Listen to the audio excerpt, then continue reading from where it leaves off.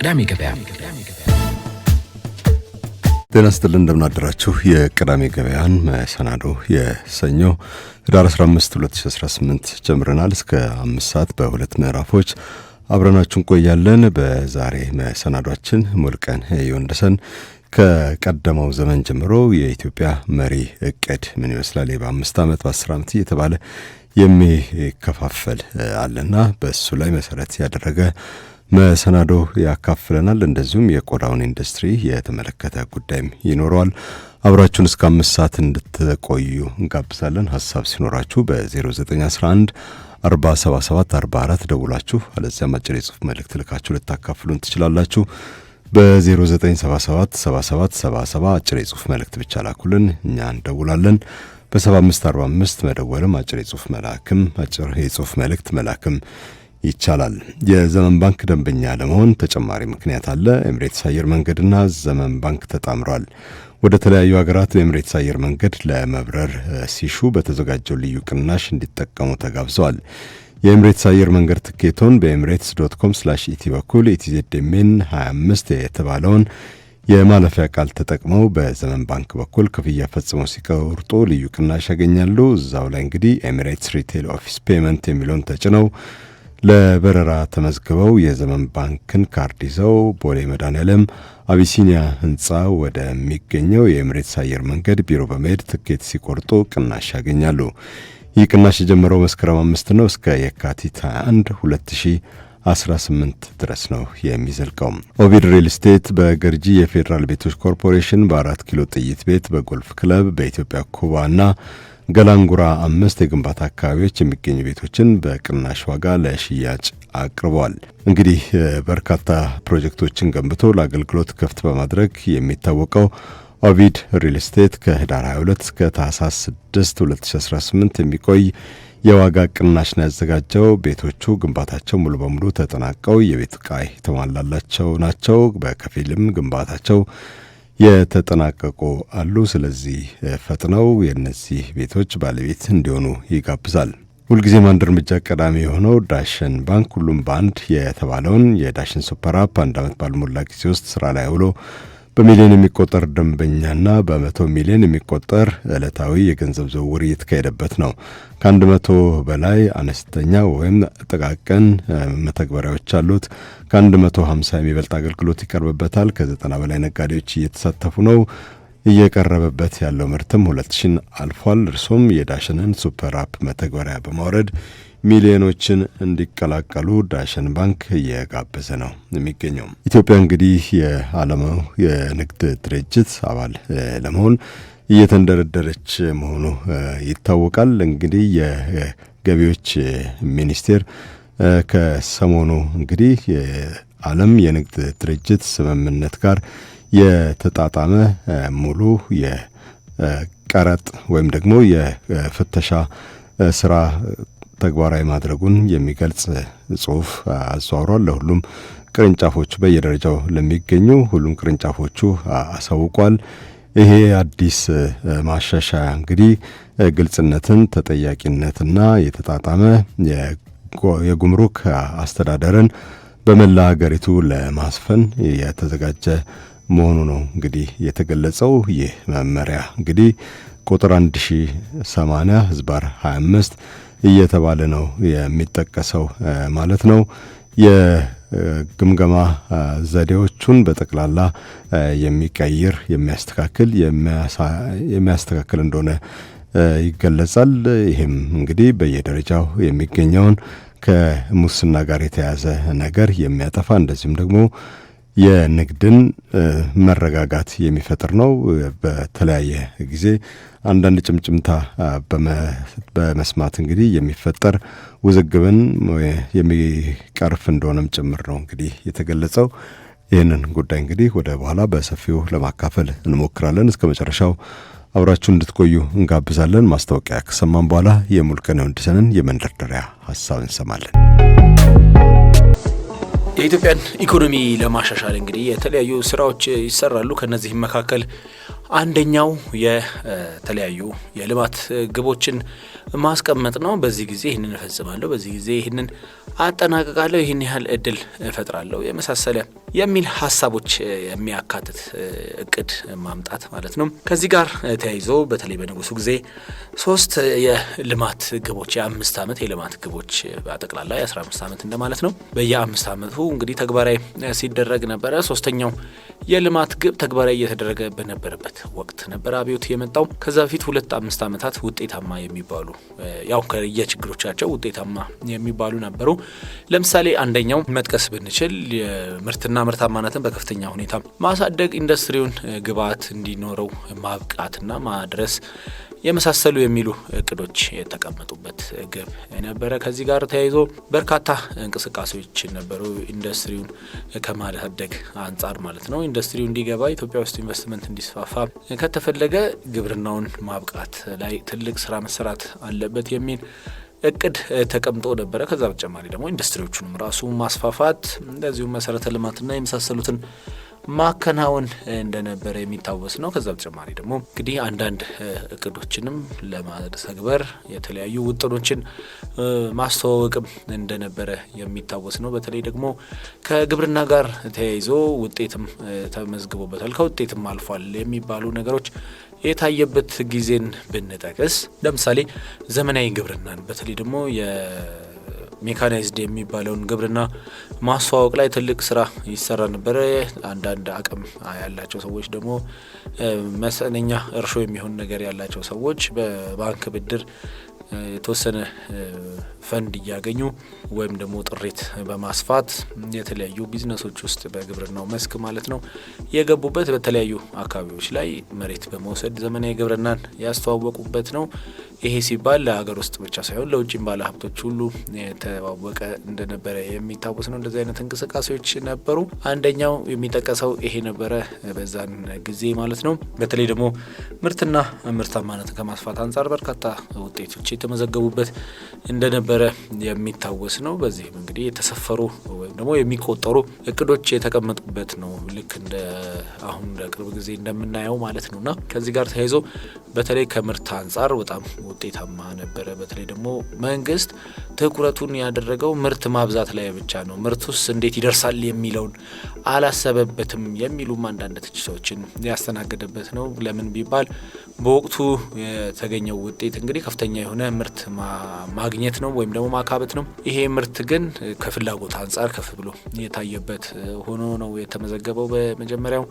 በዚህም እንግዲህ ይህንን የማሻሻል እንቅስቃሴ የታየበት ሁለተኛው አለ ወይም ደግሞ ኦቨር ፕሮዳክሽን የተትረፈረፈ ምርት ተመርቶ የነበረበት ወቅት እንደነበረ ታሪክ ያስረዳል። እና ከዚህ ጋር ተያይዞ በተለይ የተለያዩ ቀላል የማይባሉ ጉዳዮች የሚነሱበት ነው። የተለያዩ ምርምሮች ተደርገውበታል፣ ጥናቶችም ተሰርተውበታል። በፖለቲካው በኢኮኖሚው መስክ እንግዲህ እነኚህ ጉዳዮች ሁልጊዜ የሚነሱ ናቸው። ከነዚህ እንግዲህ እቅዶች በመነሳት ደግሞ ለውጦችን የማድረግም የተለመደ ነው። በወቅቱ እንግዲህ ውጤታማ ሊባል የሚችል እቅድ በንጉሱ ጊዜ የ5 ዓመት የተባለ ታቅዶ ተግባራዊ ይደረግ ነበረ። አንደኛውን ሰነድ እንዲሁ ስመለከተው የ5 ዓመት የልማት ግቡ እንዳው አማርኛዎቹም ራሱ ትንሽ ይገርሙኛል። ምናልባት አድማጮች እነኚህን እቅዶች አግኝተው ቢያነቧቸው ብዬ እመክራለሁኝ። ይኖራሉ የላይብረሪ ውስጥ እንደሚኖሩ የሚያጠያይቅ አይደለም። በመጽሐፍ መልክ የወጡ የ5 ዓመት ግቦች ናቸው።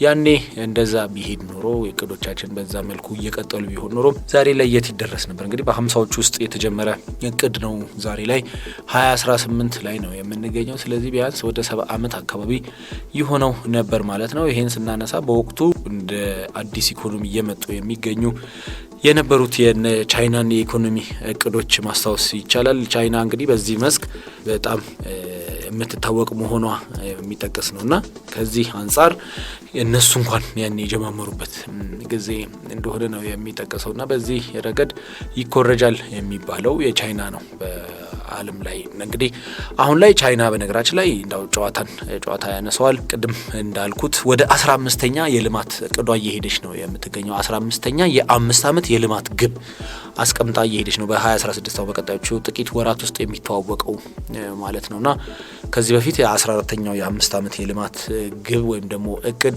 ተግባራዊ እየተደረገ ነው የሚገኘው። በዚህ አመት በ2025 የሚጠናቀቅ ነውና ምን ያህል እንግዲህ ረጅም ጊዜን እንደሄደ ቻይና ዛሬ በ14ቱ የልማት እቅዶች ውስጥ በ10 እንኳን ብናነሳ 50 ዓመት ማለት ነው። አሁን 14 ነው ስንል 20 ብንጨምርበት 70 ዓመቷ ነው። ቻይና 70ኛ ዓመቷን የልማት እቅድ ዘንድሮ ተጨርሳለች ማለት ነውና ምን ያህል እንግዲህ ኢትዮጵያ በተመሳሳይ ደረጃ ነው ማለት ነው የጀመረችው ይሄን የ5 ዓመት ግብ። እንግዲህ ይሄ ነገር ተግባራዊ መደረግ የጀመረው በነገራችን ላይ በሚመሳሰሉ ወይም ደግሞ ኢኮኖሚያቸው ሳብ ወዳለ አገራት የሚወስድ ነው የሚሆነውና እነኚህ አገራት የዓለም አጥኚዎችም አማካሪዎችም የፖለቲካ የኢኮኖሚ ልሂቃን እንግዲህ የሚያማክሩ አሉበት። አሁን ዝም ብሎ አልተሰራም፣ የኢትዮጵያም አልተሰራም፣ የሌሎቹም እንደዛው ነው።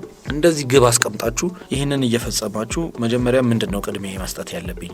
ዜጎችን ከድህነት ማውጣት፣ አመቱን ሙሉ ግብርና ማምረት እንዲችሉ ማድረግ፣ በተመቻቸ የጤና ሁኔታ ውስጥ መኖር ወይም ደግሞ ኤክስፖርቲን ማስፋትና የውጭ ምንዛሪ አግኝቼ መንገድ፣ መብራት የመሳሰለውን መስራት ምናምን እቅዶቹን ማስቀደም። የትኛው ይቀድማል? ከድህነት መውጣት እንዴት ነው ከድህነት የሚወጣው? በአመት አንዴ በማምረት ነው ወይስ ደግሞ አሁን ያለውን የኢኮኖሚ የአየር ንብረት መለዋወጥ መጋፈጥ ችዬ ነው ወይ? የመሳሰሉትን ማስቀመጥ ይገባልና እነኚህን እቅዶች ተግባራዊ በቅደመ ሁኔታ ይሄኛው ይቅደምና ዘንድሮ ይሄንን ከፈጸምኩኝ በሚቀጥለው 5 ዓመት ደግሞ ይሄንን አመቻቻለሁ፣ ከዛ እንደዚህ እያረኩ እሄዳለሁ የሚል ግብ ማለት ነው ባጭሩና ይሄ ነው እንግዲህ ቻይናውያን ዛሬ በ70 ዓመታቸው የፖለቲካ ለውጡን ተከትሎ በኮሚኒስቱ መንግስት ከመጣ በኋላ ያቺን ትልቅ አገር ሀብታም አገር እውን ሀብታም እንድትሆን ወይም ደግሞ ዜጎቿ ምቹ ህይወት ውስጥ እንዲገቡ ከማድረግ አንጻር እንደሚታወቀው ኢኮኖሚ ለውጡ ሲመጣ የቻይና ዜጎች በጣም በድህነት ውስጥ የሚኖሩ ነበሩ፣ የሚራቡ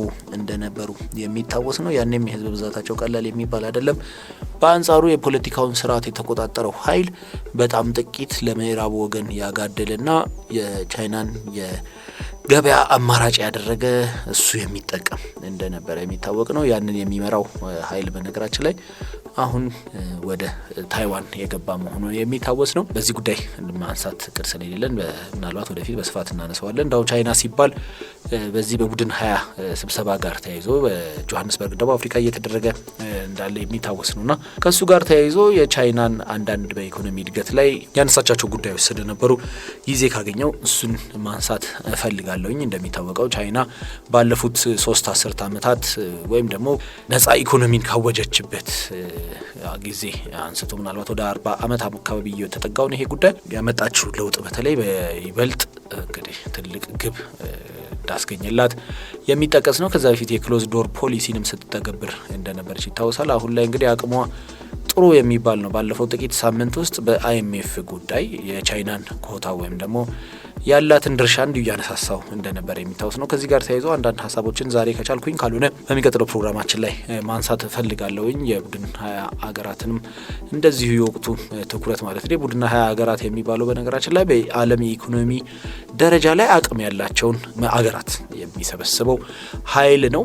እንደነ ቻይና፣ እንደነ አሜሪካ፣ የአውሮፓ ሀገራት እንደነ ኢንዶኔዚያ እንደዚሁም ደግሞ በነ ቱርክ በነ መካከለኛው ምስራቅ አካባቢ ያሉ አገራት የዓለምን አመታዊ ጥቅል ምርት ከ1 እስከ 20 የሚይዙ እንደዚሁ አውሮፓ ህብረትም እንደ ህብረት ብዙ አገራትን ይዞ ትልቅ ኢኮኖሚ ስለሆነ እሱም አለ።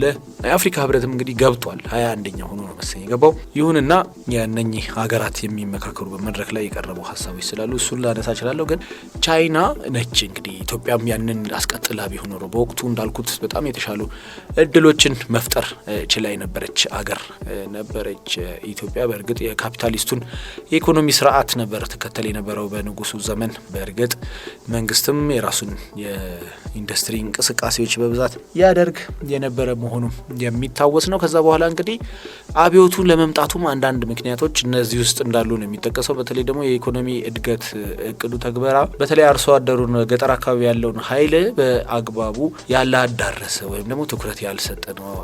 እንዳውም አንዳንዴ አርሶ አደሩን መሬት አልባ የሚያደርግ ነው የሚል ቅሬታዎች ሲቀርቡበት የነበረ ነገር ነው። በአንጻሩ ደግሞ ትልልቅ ጥናቶች ደግሞ ሲጠኑበት ነበር። የኢትዮጵያን ኢኮኖሚ ወርውሮ ወደ ላይ ለማውጣት የተለያዩ የኃይል ማመንጫዎች፣ የመስኖ ፕሮጀክቶች፣ የማዕድን ቢዝነሶች የመሳሰሉት በእነ አሜሪካና በመሳሰሉት ድጋፍ ሲጠና የነበረ መሆኑ ይታወቃል። አሁን ላይ በብዛት እየተተገበሩ የሚገኙት ባለፈው 50 ዓመት ብለን እናንሳ ሲተገበሩ የነበሩት ለምሳሌ የኃይል ማመንጫዎች ብናነሳ፣ የመስኖ ፕሮጀክቶችን ብናነሳ በያን ጊዜው በንጉሱ ዘመን የተጸኑ እንደነበሩ የሚታወስ ነው። እየተሻሻሉ ጥናታቸው እየተከለሰ ከጊዜው ጋር እንዲሄዱ ጊዜውን የዋጀ እንዲሆኑ ከማድረግ አንጻር ካልሆነ በስተቀር በወቅቱ በዋናነት ጥናት የተደረገባቸው በዛን ዘመን ነው። ትልልቅ ቢዝነሶችም የተቋቋሙት እንግዲህ በዛን ጊዜ ነው። ለምሳሌ መርከብ ድርጅታችንን ሁልጊዜ ማነሳውን ድርጅት መጥቀስ ይቻላል። እንደዚሁ ደግሞ ሌሎች ተቋማትም የኢትዮጵያ አየር መንገድን ብንጠቅስ ሊያስኬድልን ይችላል። ምክንያቱም በተቀራራቢ ጊዜ ውስጥ የመጣ እንደመሆኑ ማለት ነው። ሌሎች ብቻ ተቋማት ትልልቅ የሚባሉ ዛሬ ላይም ሊጠቀሱ የሚችሉ ቢዝነሶችም የተቋቋሙበት ወቅት እንደነበረ የሚጠቀስ ነው። ከ66 አብዮት በኋላ እንደገና የመጣው መንግስት የመጀመሪያዎቹን 10 ዓመታት ምናልባት ትኩረቱ የኢኮኖሚውን ሁኔታ ማስተካከል በጣም እንግዲህ እድለቢስ የሚባል ወይም ደግሞ መጥፎ ጊዜ ላይ ወደ ስልጣን የመጣ ኃይል ነው ተብሎ ሊጠቀስ ይችላል። በእርግጥ ያው ፈልጎ ነው የመጣው እንጂ ተለምኖ ወደ ስልጣን የመጣ ኃይል አይደለም። ስለዚህ ኃላፊነቱን መወጣት ግዴታው ነው። በተለይ በጦርነት ውስጥ መጀመሪያዎቹን ጊዜያት ቀላል የማይባሉ ጦርነቶችን ያስተናገደበት ነው። አሁን ያለውም የለውጥ ይሄኛው አሁን ስልጣን ላይ ያለው መንግስትም ተመሳሳይ ነገሮችን ከዚህ ከጸጥታ አንጻር ያጋጠመው መስሎንም የሚታየኝ በተለይ በዛን ዘመን የነበረው መንግስት በምስራቁ በኩል ከባድ እንግዲህ ወረራን የመለሰ ነው። ከዛ በኋላ ደግሞ አሰልቺና በጣም የእርስ በርስ የሆነ የቤተሰብ ግጭት ወደ ሰሜን አካባቢ ያስተናገደበት ነው። ይሄም እንግዲህ በጣም አደገኛና ኢኮኖሚውን የበላ እንደሆነ ይታወቃል። በዛ በኢኮኖሚውን እንግዲህ ትልቅ እንቅፋት በሆነ የጦርነቱ አዙሪት ውስጥ ሆኖ ደግሞ የተለያዩ ስራዎችን ሰርቷል። ቅድም እንዳልኩት የመጀመሪያዎቹን 10 ዓመታት አካባቢ አብዮቱን መስመር የማስያዝና የማደላደል ስራ ላይ ነበረ። ከዛ በኋላ እንግዲህ 10 ዓመት የልማት እቅድ አውጥቶ በ77 ይመስለኛል ባልሳሳት ተግባራዊ እያደረገ ነበረ። ቀላል የማይባሉ ግቦችን አስመዝግቧል። ግን ለመለካት ውጤታማ ነበሩ ብሎ ለማሰብ አዳጋች ነው የሚሆነው። ምክንያቱም 10 ዓመት የተቀመጠው የመጠናቀቂያው ጊዜ ሳይቃረብ በ6 ዓመቱ እንደዚህ ይመስለኛል ለውጥ የመጣው። ግን በዛን ጊዜ በርካታ ስራዎች ተሰርቷል። ምን ተሰርቷል አልሰሩም ብሎ መናገር ይቻላል። ውጤቱ ምን ያህል ነበር የሚለካው ስላልተጠናቀቀ አንድ ሁለት ደግሞ ጦርነት ውስጥ የነበረ ኢኮኖሚ ከመሆኑ አንጻር ውጤቱ በዛም ደግሞ ሊመዛዘን ወይም ደግሞ ሚዛን ውስጥ መግባት አለበት። ህሊና ያለው ሰው ያንን ማድረግ አለበት ብዬ ነው የማስበው። የሆነ ነው ግጭቱ በሰሜን የነበረው ግጭት ኢትዮጵያን በጣም የጎዳ ባህር በር ያሳጣ ሆኖ ነው የተጠናቀቀው። እንደሚታወቀው እንግዲህ ያ ጦርነት ልክ ከውጭ የመጣ ኃይልን በጋራ ተሰብስቦ ማጥቃትና ማባረር እንደዚሁ ደግሞ ኢኮኖሚን በጋራ ሲኮን መቋቋም ቢጎዳም የመቻል ነገሮች ሊፈጠሩ ይችላሉ።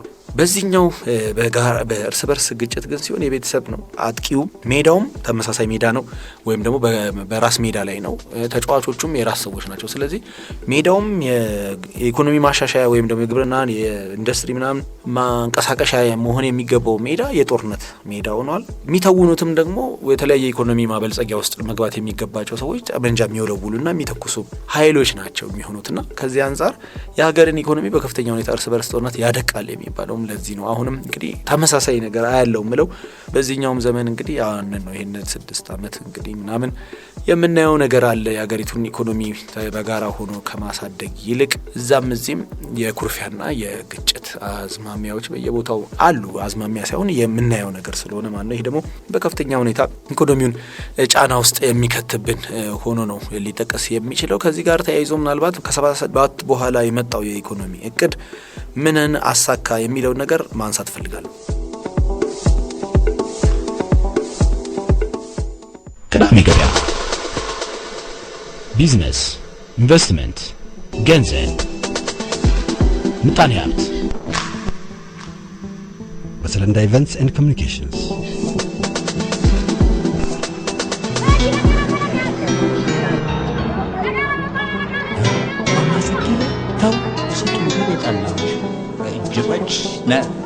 ቅዳሜ ገበያ አይ መርካቶ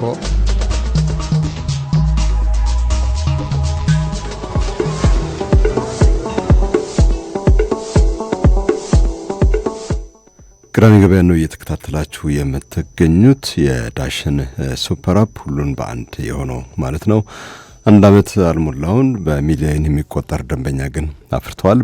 በመቶ ሚሊዮን የሚቆጠር ዕለታዊ የገንዘብ ዝውውር የሚካሄድበታል። ከ100 በላይ አነስተኛ መተግበሪያዎች አሉት። ከ150 የሚበልጥ አገልግሎት ይቀርብበታል። ከ90 በላይ ነጋዴዎች እየተሳተፉ ነው። ከ2000 የሚበልጡ ምርቶች በመተግበሪያው እየተሸጡ ነው። እርሶም የዳሽን ሱፐር አፕን መተግበሪያ በማውረድ ሚሊዮኖችን እንዲቀላቀሉ ተጋብዘዋል። የገቢዎች ሚኒስቴር እንግዲህ የኢትዮጵያ የጉምሩክ ስርዓት ከዓለም የንግድ ድርጅት አሰራር ጋር የተጣጣመ እንዲሆን የሚያሳስብ መመሪያ ስለማውጣቱ እየገለጽንላችሁ ነበረ በመቅደማችን ላይ። ይህ መመሪያ እንግዲህ ጥብቅ የሆነ የወሰን ላይ ቁጥጥር ከዓለም የንግድ ድርጅት ጋር በተጣጣመ መልኩ የሚሄድ ከዛ ባሻገር ደግሞ ሙስናን የሚነቅልና የንግድን መረጋጋት የሚፈጥር እንደሚሆን ነው እንግዲህ እየተጠበቀ የሚገኘው። ለሁሉም በየደረጃው ለሚገኙ የጉምሩክ ወይም ግብር ሰብሳቢ ተቋማት ይህ መመሪያ መሰራጨቱን ገልጸንላቸዋል። የፈረሙበትም ደግሞ የጉምሩክ ኮሚሽነሩ አቶ ደበሌ ቃበታ ናቸው። የዘመን ባንክ ደንበኛ ለመሆን ሌላ ምክንያት ተገኝቷል። ኤምሬትስ አየር መንገድና ዘመን ባንክ ያዘጋጁት ልዩ እድል አለ። በኤምሬትስ አየር መንገድ ለመብረር ሲሹ በተዘጋጀው ልዩ ቅናሽ ይጠቀሙ። የኤምሬትስ አየር መንገድ ትኬቶን በemirates.com/et በኩል ኢቲዜድኤምን 25 የተባለውን የማለፊያ ቃል ተጠቅመው በዘመን ባንክ በኩል ክፍያ ፈጽመው ሲቆርጡ ልዩ ቅናሽ ያገኛሉ።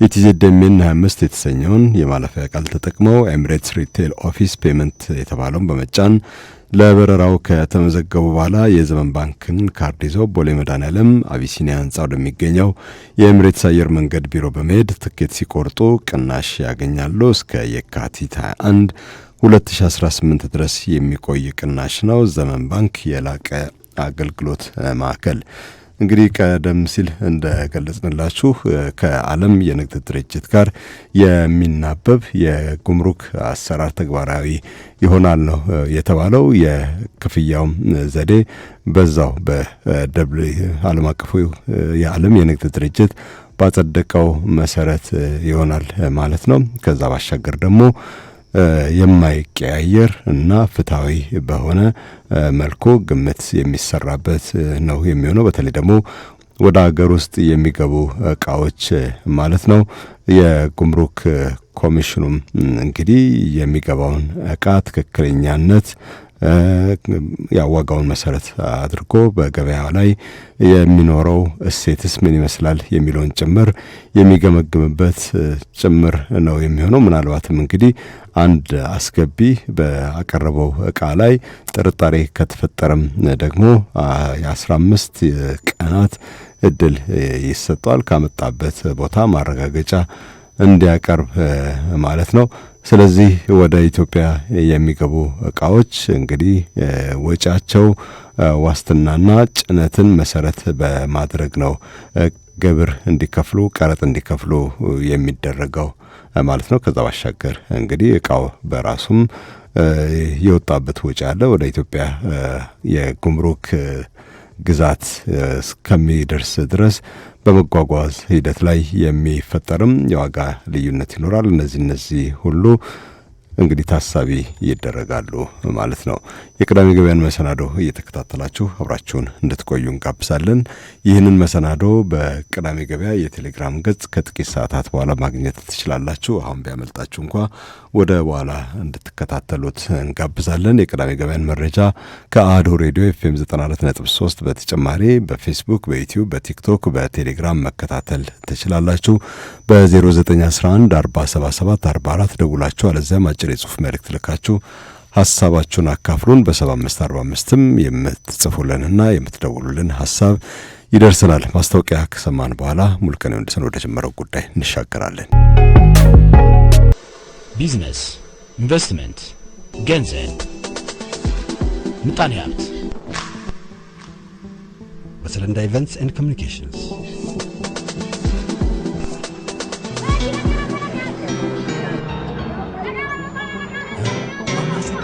ተው የጠላሁሽ እጅቦች ቅዳሜ ገበያ አይ መርካቶ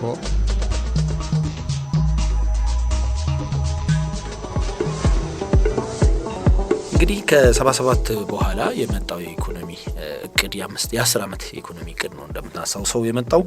በዚህ የኢኮኖሚ እቅድ ውስጥ እንግዲህ በርካታ ስራዎች ተሰርተዋል። ለማስታወስ ያክል ኢንዱስትሪዎች በስፋት እንግዲህ እንዲገቡ የተጣረበት ወቅት ነው። በማዕድን መስክም እንደዚሁ ትልቅ ስራ ተሰርቷል። ለምሳሌ ማስታወስ ብንፈልግ የታንታለምና የወርቅ ኢንዱስትሪ ላይ በደቡብ ኢትዮጵያ የነበረው ክብረ መንግስት አካባቢ ወይም አዶላ አካባቢ ያለውን እንቅስቃሴ የምናስታውሰው ነው። ከዛ በተጨማሪ እንደዚሁ በግብርናው መስክም በርካታ እንቅስቃሴዎች ይደረጉ ነበር። ኢትዮጵያን አረንጓዴ ከማልበስም አንጻር በርካታ ጥረቶች የተደረጉበት ዘመን እንደነበር ይታወቃል። የመሰረተ ልማቱንም ስናነሳ እንደዚሁ ነው። እንግዲህ ኢትዮጵያ ያኔ በግጭት ውስጥ ነው ያለችው። ጦርነቱ እንደውም እየገፋ የመጣበት ወቅት ነው። በእርግጥ ጦርነቱ ወደ 80 አካባቢ ነው ገፍቶ እንደመጣ ታሪክ የሚያሳየን። የተለያዩ መጽሐፍትም ይህንን ነው የሚጠቅሱት። በተለይ ደግሞ የምስራቁ ጎራ እየተዳከመ ሲመጣ ማለት ነው። እንደሚታወቀው ደግሞ ኢትዮጵያ በመጥፎ የዓለም የፖለቲካ ሁኔታ መጥፎ ነበር እንደ ልብ ከዛም ከዚህም አብሮ ለመስራት የማይቻልበት ወይም ደግሞ አዳጋች የሚሆንበት አንዱ ከአንዱ ጋር ሰራ ብሎ የሚያኮርፍበት። ለምሳሌ ኢትዮጵያ የህብረተሰባዊ መንግስት መሆኑ ይታወቃል። ወደ ሶቪየት ህብረትና ወደ ምስራቁ አውሮፓ ጎራ ያጋድላል። ስለዚህ የኢትዮጵያ መንግስት በእርግጥ አቋሙ በተለያየ አጋጣሚ ሲገለጽ እንደነበረው ከማንም ወዳጅ ሆኖ ከመጣ ሀገር ጋር የመስራት የፖለቲካ አቋም ሳይሆን የህብረተሰባዊ ወይም ደግሞ ኮሚኒስት ካፒታሊስት በሚለው ሳይሆን ለሀገር ልማት እስከሆነ ድረስ ከማንም ጋር የመስራት ፍላጎት ነበረኝ የሚል ነገር ይጠቅሳል። ያ ቢሆን ግን አጋሪ ነው ብሎ የሚያስበው ኃይል የማኮፍ ነገር ይችላል። ለምሳሌ በአይሎፕላን ግዢ ላይ የምናየው አንደኛው በታሪክ በተለያዩ መጽሐፍትም የተገለጹ ጉዳዮችን መጥቀስ እንችላለን። የኢትዮጵያ አየር መንገድ በዋናነት ይጠቀምባቸው የነበሩት አውሮፕላኖች የቦይንግ ነበሩ። የምዕራቡ ዓለም ናቸው። ምስራቁ ዓለም አውሮፕላን ያመርታልና እንዴት ነው ነገሩ? ከኛ ጋር ድጋፉን ከኛ ገንዘቡን ግን ከምታውሉት ወደ ሌላ የሚል አይነት ነገሮች ይኖራሉ ማለት ነውና አጣብቂኝ የነበረበት ወቅት ላይ የነበረ መንግስት ነው። ይህም ራሱን የቻለ ችግር ነው። አሁን ኢትዮጵያ ከዛም ከምስራቁም ዓለም ከቻይና ማለት ነው ከምዕራቡ ዓለም ከብሪታንያ ወይም ደግሞ ከአሜሪካ ድጋፍ እያገኘች የምትሰራበት ጊዜ ላይ ነው ያለችው። አሁን በስልጣን ላይ የሚቀመጡ መንግስታት በተለይ ከ91 እንደ አውሮፓውያን አቆጣጠር ወደዚህ የመጡ መንግስታት ኢትዮጵያ ውስጥ ያው 2 ናቸው። የተሻለ እድል የገጠማቸው ናቸው። በተለይ ደግሞ ከ80ዎቹ ወደዚህ ስልጣን ይዞ እስከ 2010 የተቀመጠው ኃይል በአንጻራዊነት በጣም ቆንጆ የአገር ውስጥ ሁኔታ የዓለም አቀፍ ሁኔታው በረገበበት ሁኔታ ውስጥ የነበረ ነበር። ብዙ ሊሰራ ይችል የነበረ ኃይል ነበር። እንግዲህ አንዳንድ የፖለቲካ ፍላጎት ምን እንደሆነም አስቸጋሪ ስለሆነ እዚህ ላይ እንዲህ ነው ማለት አይቻልም። በእርግጥ ከ83 በፊት የነበረው መንግስት የ10 ዓመት እቅዱን ተግባራዊ ሲያደርግ ለማስታወስ ያክል ለምሳሌ የኃይል ማመንጫ ጋር ተያይዞ እንቅስቃሴዎች ያደርግበት የነበረ ወቅት ነበረ። በአባይ ተፋሰስ ላይ የተለያዩ የመስኖ ስራዎችንም በግድብም እንደዚህ እና አልዌሮን የመሳሰሉትን ማስታወስ የሚቻል ነው። ከዛ በተጨማሪ ደግሞ በነከሰምም ላይ እንደዚሁ ተንዳሆም ላይ ቅዶች ነበሩ። ግልገል ጊቤ አንድም በኃይል ማመንጫ የምንጠቅሰው ነው። የማዕድኑን ዘርፍ እንደዚሁ አንስቻለሁ። በኢንዱስትሪውም እንደዚሁ ነው። ኢትዮጵያም በወቅቱ እንግዲህ በጨርቃጨርቅና በሌሎች ቀላል ኢንዱስትሪዎች በርካታ የሰው ኃይል በመጠቀም ምርትም ለማስፋት ኢንዱስትሪን የማሳደግ እንግዲህ ግብርናውን ለኢንዱስትሪው አጋዥ በማድረግ የተለያዩ እንቅስቃሴዎችን ለማድረግ ነው። እንግዲህ የተለያዩ ጉዳዮችን በዚህ ላይ ብናነሳ ለምሳሌ በደቡብ ቅድም ስጠቅስ ነበር የዓለም ጎራ በሁለት የተከፈለ ነው። ኢትዮጵያ በምስራቁ ዓለም ነው የምትደገፈው። በምስራቁ ዓለም በዚሁ ረገድ ድጋፍ እያደረገ ነበር። ለምሳሌ በፕሮጀክትም ብናይ ለምሳሌ ቅድም የማዕድኑን መስክ ሳነሳ የምስራቁ ዓለም ኃይሎች ነበሩ ድጋፍ ሲያደርጉ የነበረው በማዕድኑ መስክ። በኃይል ማመንጫውም ቼኮስሎቫኪያ ነው ባልሳሳት ድጋፍ ሲያደርግ የነበረው ወይም ደግሞ ፕሮጀክቱን የያዙት ማለት ነው። እንደዚሁ ከጨርቃ ጨርቅ መሳሰለው ከቆዳ ኢንዱስትሪ መስፋፋት ጋርም ተያይዞ የጥጥ ግብአትን ለማሳደግ በማለም የምስራቁ ዓለም በተለይ ደግሞ ከዚህ አንጻር የሰሜን ኮሪያ ድጋፍ የተገኘበት እንደነበረ የተለያዩ ጥናቶች ያሳያሉ። እንግዲህ በብዙ መለኪያ መስመር የያዘ ነበረ የሚሉ ወገኖች አሉ። ከ83 በፊት የነበረው መንግስት የኢኮኖሚ እቅድ እንዲያም ሆኖ እንግዲህ ብዙም ሳይሄድበት ወይም ደግሞ እያጋመሰው እያለ ከስልጣኑ በጉልበት ተነስቷል። ኢትዮጵያ ውስጥ እንግዲህ በጉልበት ስልጣን የመያዝ ሁኔታ የሺህ ዓመታት ታሪክ መሆኑን እንደዚሁ ማስታወስ ይገባል። አልፎ አልፎ በሰላማዊ የስልጣን ሽግግር ኢትዮጵያ ነገስታት ስልጣን የተሸጋገረበትን ዘመን ማስታወስ ቢቻልም ማለት ነው።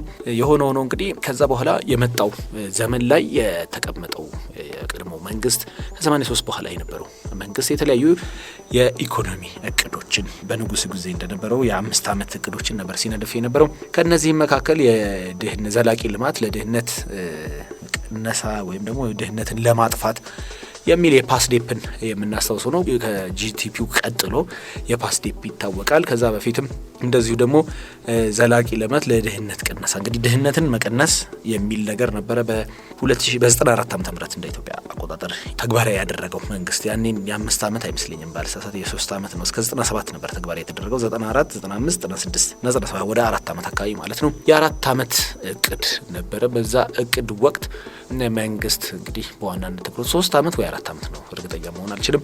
በዋናነት ድህነት ቅነሳን እንግዲህ ትኩረት ያደረገና የዘለቀ ልማት ደግሞ የልማት ሁኔታውን ደግሞ መሰረት የማስያዝ እንደነበር የሚታወስ ነው። ከዛ በኋላ ከ97 ምርጫ በኋላ ተግባራዊ የተደረገው ደግሞ ፓስዴፕ የሚባለው አለ። የዘላቂ ልማት ድህነትን ከማጥፋት ጋር የተያዘው እቅድ ነው። ይሄ እቅድ እስከ 2002 ተግባራዊ የተደረገው ነው። በዚህ ወቅት እንግዲህ አንዳንድ ጉዳዮች ሲነሱ የነበሩበት ወቅት ነው። በተለይ ደግሞ መንግስት ይህንን ጊዜ ይጠቀምበት የነበረው ያኛው ጊዜ የ94 95 እንደዚህ ብለን የጠቀስነው የልማት እቅድ ወቅት በተለይ ደግሞ በተለያዩ አካባቢዎች ግብርናው ጋር ያሉ ሁኔታዎችን መስመር የማስያዝ እንደነበር የሚታወቅ ነው። ሁለተኛውም እንግዲህ 5 ዓመት እቅድ ፓስዴፕ የሚባለው የኢትዮጵያን ልማት ማረጋገጥና ድህነትን አጥፍቶ ከዛ በኋላ ድህነት ማጥፋት ሲባል ለምሳሌ ከድህነት ወለል በታች የሚኖሩ የመሳሰሉ ይባላል እንግዲህ የአመታዊ ገቢያቸው እንደዚህ ሆኑ ሰዎች ምናምን ተብሎ የሚጠቀሰዋል። ያንን የማሻሻል በምግብ እህል ራስን የመቻል ከእርዳታ ከዚህም ብሎ ራስን ማውጣት የመሳሰሉ እቅዶችን የሚያካትትና መስመር አስይዞ ኢኮኖሚ እድገትን ማስጀመር የሚቻልበት ነው። እንግዲህ ኢትዮጵያ ኢኮኖሚ እድገትን ለማስጀመር ገና መስመር ላይ አልገባችም ተብሎ ነው የሚጠቀሰው ወይም ደግሞ መጥቀስ ይቻላል። በድፍረት ይህን መናገር የሚቻል ነው። የሆነ ነው እንግዲህ በዚህ 5 ዓመት ጊዜ ውስጥ ግብርናው ሁልጊዜ ኢትዮጵያ የኢኮኖሚ እድገት መነሻ የሚያደርገው የግብርናው መስክ ነው። ግብርናው በእርግጥ አንዳንድ የኢኮኖሚ እቅዶችን አይቻለሁኝ። በተለይ ከ83 በፊት የነበረው መንግስት ላይ አንዳንድ ሀሳቦች ስናይ ኢንዱስትሪውን በማበልጸግ ግብርናውን ማሻሻል ይቻላል፣ ሌሎች መስኮችን በማሻሻል አብዛኛውን የህብረተሰብ ክፍል መጥቀምና እሱን ከዛ ችግር ማውጣት የሚሉ የመሳሰሉ እቅዶች ተጠንተዋል። አየለም ግብርናው መጀመሪያ መስመር ካልያዘ ወደ ኢንዱስትሪና ወደ መሳሰለው መሸጋሸጋጭ እንግዲህ ኢንዱስትሪ የዓለም የፖለቲካ ኢኮኖሚ ሁኔታ የሚያሳየው የዓለም እድገት የተወረወረው የኢንዱስትሪ አብዮት ከመጣ በኋላ ኢንዱስትሪ አብዮት የዛሬ 250 ዓመት እንደዚህ ተግባራዊ ሲደረግ ትልቁ ለውጥ መጥቶ የነበረው በኢንዱስትሪ አብዮት እንግዲህ ምንድነው ከግብርናው ወደ ኢንዱስትሪ መሸጋገር ነው። በዚህም እንግዲህ አገራት አቅማቸውን ፈጥሯል። አውሮፓ፣ የሰሜን አሜሪካ የመሳሰሉ አገራት በእነኚህ ወቅት ውስጥ ነው እንግዲህ ትልቅ ቦታ ላይ ደረሱ። እንደምናስታውሰው ደግሞ የዓለም እድገትም እየሰፋ መጥቶ አገራት ከራሳቸው ወጥተው ሌሎችን እንደ ጥሬ ዕቃ ማግኛ የገበያ መዳረሻ የመሳሰለውን የማድረግ ስራ ውስጥ የገቡት ማለት ነው። በቀደመው ጊዜ ውስጥ የነበረው የተቀዛቀዘ የዓለምን የንግድ እድገት በጣም አዝጋሚ ነበር። በነገራችን ላይ የኢንዱስትሪ አብዮት ተመተዋወቅ እስከሚጀምር ድረስ ከዛም ትንሽ ቀደም ብሎ ምናልባት የኮምፓስ መገኘት፣ የመርከብ አዳዲስ ሀገራት መገኘት፣ መርከብ ማሽ ቴክኖሎጂ ማሻሻል የመሳሰሉት ማንም እሱ ትንሽ ለውጥ አምጥቷል በዓለም የኢኮኖሚ እድገት ላይ። ግን የኢንዱስትሪ አብዮት ሲመጣ የዓለም የኢኮኖሚ እድገት በዋናነት የሰለጠኑት ሀገራት የኢኮኖሚ እድገት በፍጥነት የተወረወረበት ነው። ስለዚህ አሁንም እኛ በዛ የዛሬ 250 ዓመት እንደዚህ አካባቢ ደረጃ ላይ ያለን ሀገራት ያንን መስመር እንግዲህ ለመከተል ወይም ደግሞ ለመያዝ ነው። በእርግጥ የኛ እድል አንዳንዴ በአንዴ ተርሸሪውና አሁን ያለው ሌተስት የወቅቱ የኢንዱስትሪ ደረጃ ላይ ለመድረስም የሚያስችሉን ሁኔታዎች አሉ። ምክንያቱም የሌላውን ዓለም ሁኔታ ስለምንከተል ስለምንኮርጅ ማለት ነው። ወዲያ ደግሞ መለስ ስንል የሌሎችንም ሀገራት ተሞክሮ የመውሰድ እድሉም ስላለ ነው። ግን በመዋቅር ደረጃ እኛ አሁንም የምንገኘው የዛሬ 250 ዓመት አውሮፓ አገራት የኢንዱስትሪ አብዮት ከብሪታንያ ተነሳ ወደ ጀርመን፣ ፈረንሳይ፣ ሌሎች አገራት ሆላንድ የመሳሰሉት እየሰፋ እና እያደገ መጥቷል። ከዛ በኋላ እንግዲህ እነሱ ፍላጎታቸው እየተቀያየረ የእድገት ደረጃቸውን በዛው መጠን ፍላጎቱን እየቀያየረ የሄደበት ጊዜ እንደሆነ እናውቃለን። እና የሆነ ሆኖ በእነኚህ ጊዜ ውስጥ እንግዲህ ያለውን ነገር ከማግኘት አንጻር አሁን የዓለም መንግስታት ምንድነው ወይም ደግሞ አገራት እንደኛ ያሉ በደቡቡ የዓለም ክፍል ያሉ አገራት በዋናነት እንግዲህ አሁን የሚያደርጉት ምንድነው ግብርናቸውን ልክ ወደ ኢንዱስትሪ ማሸጋገርና ኢንዱስትሪን አብዮት የማብሰር ስራ ልንለው እንችላለን። ስለዚህ ግብርናውን ውጤታማ በማድረግ በምግብ በግብአት በመሳሰሉት ራስን በመቻል ኢንዱስትሪው እንዲረከብ የማድረግ ነው። ዞሮ ዞሮ በዋናነት ብዙ ጊዜ እቅዶች የሚወጡት ከኛ አገር አንጻርና የዚህ የኢንዱስትሪ መስክ የግብአት ፍላጎቱንም ይሙላ፣ ኢንዱስትሪውን ደግሞ እናመጣለን። ኢንዱስትሪው ላይ በርካታ የስራ እድል መፍጠር እንችላለን። ከተሞች ያድጋሉ፣ ከተሜነት ይስፋፋል፣ ሰዎች በአንድ አካባቢ ተሰባስበው መኖር ይችላሉ፣ ኑሯቸውንም የተረጋጋ ማድረግ ይችላሉ። እንግዲህ ይሄ ነው ዘመናዊ ኢኮኖሚ ሁኔታና ወደዛ ለመምጣት የሚደረግ ጥረት ነው። ስለዚህ በዚህ መስክ የግብርናውን መስክ የማስፋት ስራ እንደነበረ ነው የሚታወቀው። በዚህም እንግዲህ ከኢንዱስትሪ አንጻር እንደነ ጨርቃ ጨርቅ እንደነ ቆዳ የመሳሰሉ ደግሞ መስኮች አሉ። እነኚህንም ጀማሪ የኢንዱስትሪ ዘርፎች እንግዲህ የኢንዱስትሪ አብዮትም የተስፋፋው በነገራችን ላይ ወይም ደግሞ ጉልበት የፈጠረው በእነኛ አይነት ጀማሪ የኢንዱስትሪ አይነቶች ነው፣ በጨርቃ ጨርቅና በመሳሰሉ የኢንዱስትሪ ዘርፎች ነው። አሁን ላይ እንግዲህ ወደ ተርሸሪም ከዛም ያለፈ ነው የኢንዱስትሪው ዘመን በዓለም ላይ እንደዚህ አይነት ስራዎች ናቸው ያኔ ሲሰሩ የነበረው ማለት ነው። እና በዛን ጊዜ እንግዲህ እነኚህን አይነት ምርትና ምርታማነትን የማስፋት ይሄ ሲባል ደግሞ ግብርናው የራሱ ለምሳሌ አሁን ጨርቃ ጨርቅ ብንል ጨርቃ ጨርቅ ጥጥ ይፈልጋል ወይም ደግሞ ግብአት ይፈልጋል። ግብአቱ ከግብርና የሚመጣ ነው። ስለዚህ ያንን ፍለጋ ደግሞ ወደ ሌላም ሀገር ሲማስኑ የነበሩ በዓለም ላይ ጥጥ እየተመረተ ወደ እነኚህ ወዳደጉ ሀገራት ኢኮኖሚ ውስጥ ሲጓዝም የነበረበት ዘመን እንደነበር ይታወሳል። ይሄንን ለማድረግም ለምሳሌ ቅድም ሳነሳ የነበረው አንዳንድ ለምሳሌ አሁን ያኔ በ10 ዓመቱ የልማት እቅድ በ77 አካባቢ ተጀምሮ ሲተገበር ከነበረው ውስጥ ኢትዮጵያ እንግዲህ በጦርነት ውስጥ ሆኖ ያኔ የነበረው መንግስት የተለያዩ ጨርቃጨርቅ ኢንዱስትሪዎችን የማቋቋም በሰሜን እንደነ ባህር ዳር እንደ ኮምቦልቻ የመሳሰሉ አዋሳ እንደዚህ የሚጠቀሱ ጨርቃጨርቅ ኢንዱስትሪዎች እንደነበሩ ይታወሳል።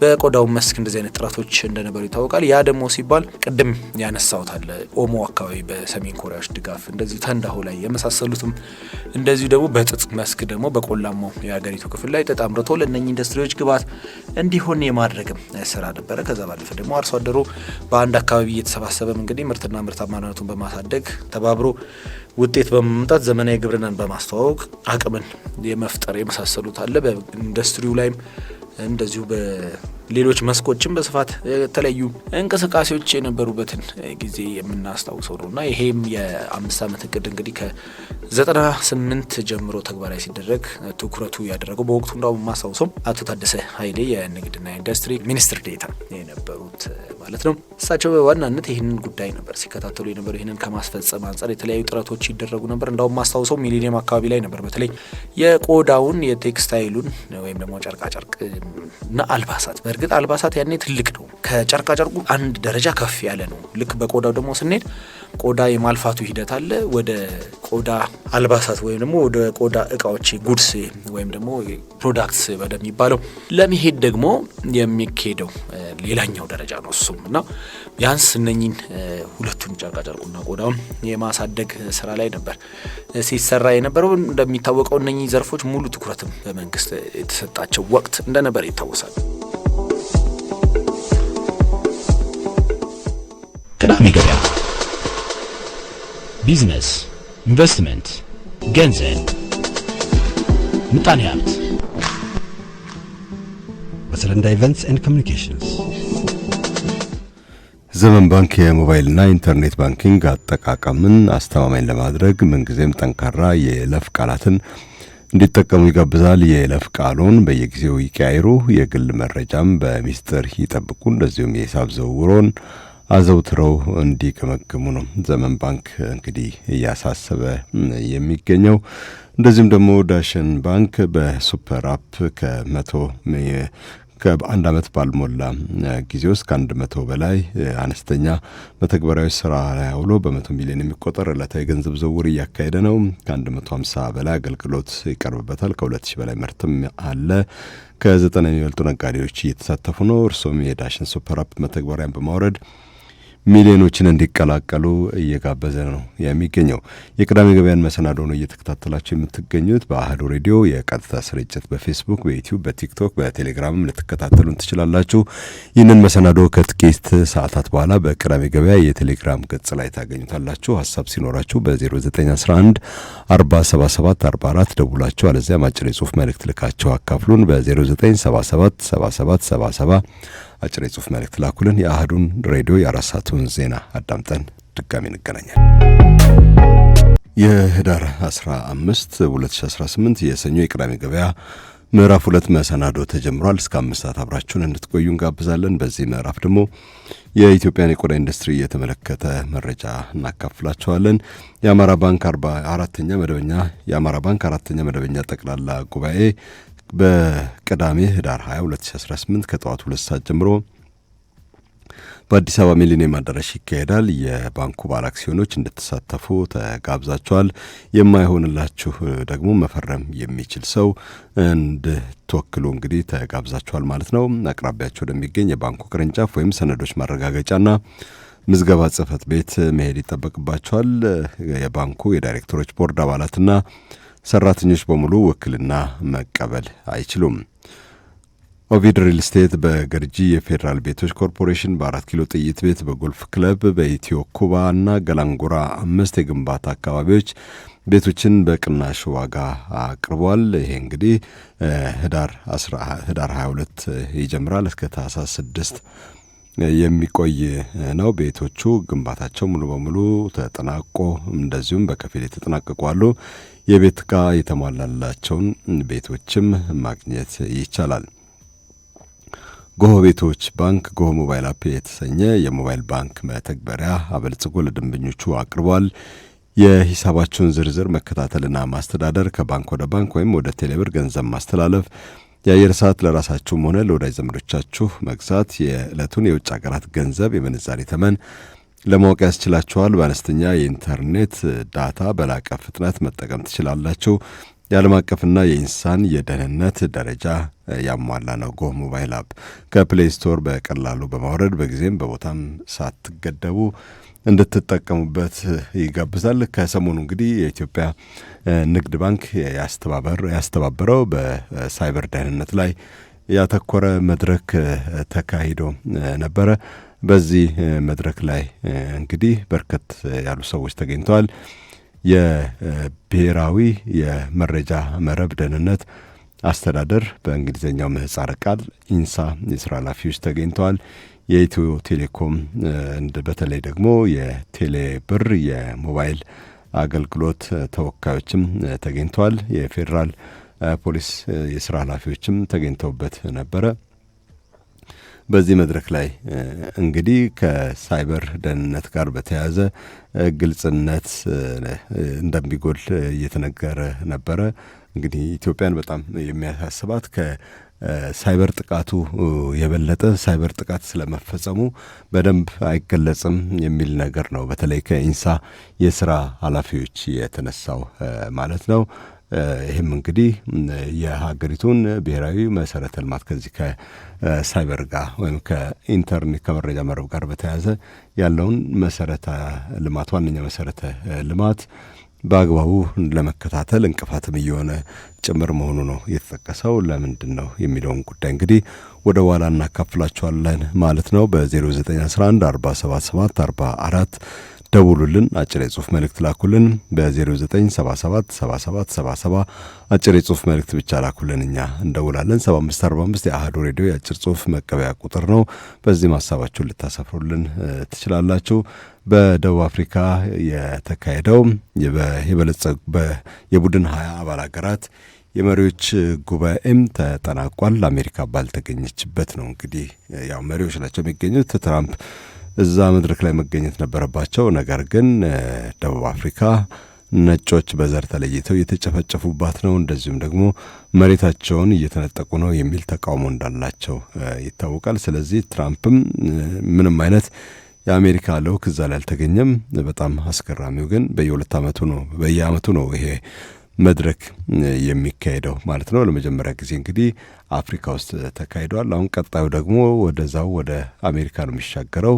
ዩናይትድ ስቴትስ ይህንን መድረክ ታዘጋጃለች ማለት ነው። እንግዲህ ከሷ በፊት ያስተናገደችውን ደቡብ አፍሪካን ሳትረግጥ ነው አሁን ለማስተናገድ እየተዘጋጀች ያለችው። ለማንኛውም በዚህ ጉባኤ ላይ ምን ተላለፈ፣ ምን ተወሰነ የሚለውን ጉዳይ ወደ ኋላ ልናካፍላችሁ እንሞክራለን። አብራችሁ እንድዘልቁ እንጋብዛለን። ማስታወቂያ ሰምተን ሙሉቀን ወንድሰን ከቆዳ ኢንዱስትሪ ጋር የተያያዘ ጉዳይ ያካፍለናል። ባለፈው ሳምንት በኢንዱስትሪ ሚኒስቴር የኢኮኖሚ እንቅስቃሴ ወይም ደግሞ የዘርፉን እንቅስቃሴ ለማብራራት በፓርላማ ተገኝቶ ነበር። በህዝብ ተወካዮች ምክር ቤት የተለያዩ ሀሳቦችን አንስቷል። ከሱ ጋር ተያይዞ ነው እንግዲህ ዛሬ የኢኮኖሚ እቅዱ ላይ አንዳንድ ሀሳቦችን እንዲሁ ለመግቢያ ያክል እያነሳን የሚገኘው። እንግዲህ የኢትዮጵያን የኢኮኖሚ ለማስመንጠቅ የተለያዩ እቅዶች በተለያዩ መንግስታት ሲወጠኑና ሲተገበሩ እንደቆዩ የሚታወስ ነው። ከዚህ ጋር ተያይዞ በተለይ ደግሞ በቆዳውና በጨርቃጨርቁ መስክ በንጉሱም ጊዜ ከዛም በኋላ በመጣው መንግስት ባለፈውም ጊዜ ከለውጥ በፊት የነበረው መንግስት አሁን ደግሞ የለውጥ መንግስት ነው እንኳን አይባልም፣ ወደ 8 ዓመት አካባቢ እየተጠጋው ነው። አሁን ያለው መንግስት ይህንኑ ትኩረት አድርጓል። እንደሚታወቀው ባለፈው የነበረው መንግስት ጨርቃጨርቅ ላይ ቅድም እንዳልኩት የ5 ዓመቱ የልማት ግብ የፓስዴፕ የሚባለው ማለት ነው። ከዛ በኋላ እንግዲህ ጂቲፒ ነው በጣም ተዋውቆ ህብረተሰቡ የሚያወቀው የ5 ዓመት የልማት ግብ የእድገትና የትራንስፎርሜሽን እቅድ የሚባለው እንደሆነ ይታወቃል። 1 እና 2 ያለው ነው። በሁለተኛው እንግዲህ ላይ ነው የተቋረጠው፣ እሱም በለውጥ ምክንያት ማለት ነው። ከዛ በፊት የነበረው እቅድ በጣም ተዋውቋል፣ ህብረተሰቡ ዘንድ የገባ ነው። ከዛ በፊት የተለያዩ የልማት እቅዶች ነበሩ ብያለሁ፣ ግን ያን ያህል ወደ ህብረተሰቡ አልገቡም ነበር። ወይ ሚዲያ በጣም በቅርበት የሚከታተሉ ሰዎች፣ አልበዛ ደግሞ በሚዲያው መስክ ውስጥ ያሉ ሰዎች ካልሆኑ በስተቀር እነሱም ቢሆኑ ጉዳዩ የሚመለከታቸው ሰዎች ካልሆኑ በስተቀር ብዙ ሰው ያውቃል ተብሎ አይታሰብም። የልማት እቅዶቹን የእድገትና የትራንስፎርሜሽን እቅድ ግን በሁሉም ቦታ በሚባል ደረጃ በጣም ነው የተዋወቀና ህብረተሰቡ በአንድ ተነስቶ ይህንን ግብ ለማሳካት እንዲለፋ በከፍተኛ ሁኔታ የህዝብ ግንኙነት ስራ የተሰራበትና ውጤታማ የህዝብ ግንኙነት ስራ የተሰራበት ነው ተብሎ ሊጠቀስ የሚገባው ነው። በወቅቱ የነበረው መንግስት ሊጠቀምበት ቢችል ሊጠቀምበት የሚገባ እንደነበረ ህብረተሰቡ ዘንድም ልናድግ ነው ልንለወጥ ነው የሚል ከፍተኛ ጉጉት የፈጠረ እንደነበረ ይታወቃል። በእርግጥ በ5 ዓመት ከዛ በፊት በነበሩት የፓስዴፕም ሆነ ከዛ በፊት የነበረው የድህነት ቅነሳ እቅዶች ውስጥ የተለያዩ ስራዎች መንግስት መስራት ችሏል። እንዳልኩት ምናልባት በመሀል የገባው የሰሜኑ የኤርትራ ጦርነት ነው እንጂ ከዛ በኋላ ሆነ ከዛ በፊት ሰላማዊ የሚባል ሁኔታ ውስጥ የነበረ መንግስት እንደሆነ ይታወቃል። በወቅቱ የነበረው መንግስት በ27 ዓመት ጊዜ ውስጥ የተሻለ እድል ያገኘ መንግስት ነው በቅርብ ጊዜ የኢትዮጵያ ታሪክ ውስጥ ተብሎ የሚጠቀስ ነውና የተለያዩ ውጤቶችን ማስመዝገብ የሚችልበት ነው። በእርግጥ በእነኚህ ጊዜያት ውስጥ ቅድም እንዳልኩት ወደ ጨርቃጨርቅና የቆዳ ቢዝነስ ውስጥ ገባሁ እንጂ የማህበራዊ መስክ ብናይ ለኢንዱስትሪ ለኢኮኖሚ እድገቱ በቀጥታ አስተዋጽኦ ማድረግ የሚችለው የማህበራዊ መስክ ጤና ሊሆን ይችላል፣ ትምህርት ሊሆን ይችላል። በርካታ ትምህርት ቤቶች ተሰርተዋል። የጥራት ጉዳይ ራሱን የቻለ ችግር ቢሆንም ማለት ነው። በጤና መስክ እንግዲህ ትልቅ ጥረት የተደረገበት ጊዜ እንደነበረ የሚታወስ ነው። ከመንገድ አንጻር ደግሞ በዓለም አቀፍ አጋሮች ከፍተኛ ድጋፍ በተለያዩ መስኮች የተለያየ የመንገድ መሰረተ ልማት ውጤታማ የሚባል የተከናወነበት ጊዜ ነው። ከመሰረተ ልማት አንጻር አሁንም በኢነርጂው መስክ የጊቤ 1 በቀደመው መንግስት ከ83 በፊት በነበረው መንግስት ተጀምሮ በዚህኛው በወቅቱ በነበረው መንግስት 95 ዓመተ ምህረት ላይ ይመስለኛል የተጠናቀቀው። ከዛ በኋላ ጊቤ 2 የተጀመረበት እነ ተንዳሆ እነ ከሰም የመሳሰሉ የስኳሮችንም እናንሳ እንደዚህም የተሞከረበት ነው። በእርግጥ እነ ስኳሮቹ በዋናነት እነኚህ 10ዎቹ ስኳሮች እንደዚህ የተባሉ የሚጠቀሱት 8 ናቸው። በእርግጥ እነሱ የመጡት ከእድገትና ትራንስፎርሜሽኑ በኋላ ነው። ከዛ በፊት በፓስዴፕ ጊዜ የነበሩት የተንዳሆና ከሰም ነበሩ። ሁለቱም ለስኳር ነበር በእርግጥ ሲሰሩ የነበረው። በቀደመው ዘመን ግን ተንዳሆ እንደምናስታውሰው ለጥጥ እንደነበረ የምናውቀው ነው። እንቅስቃሴም ተደርጎበት የነበረ ነው።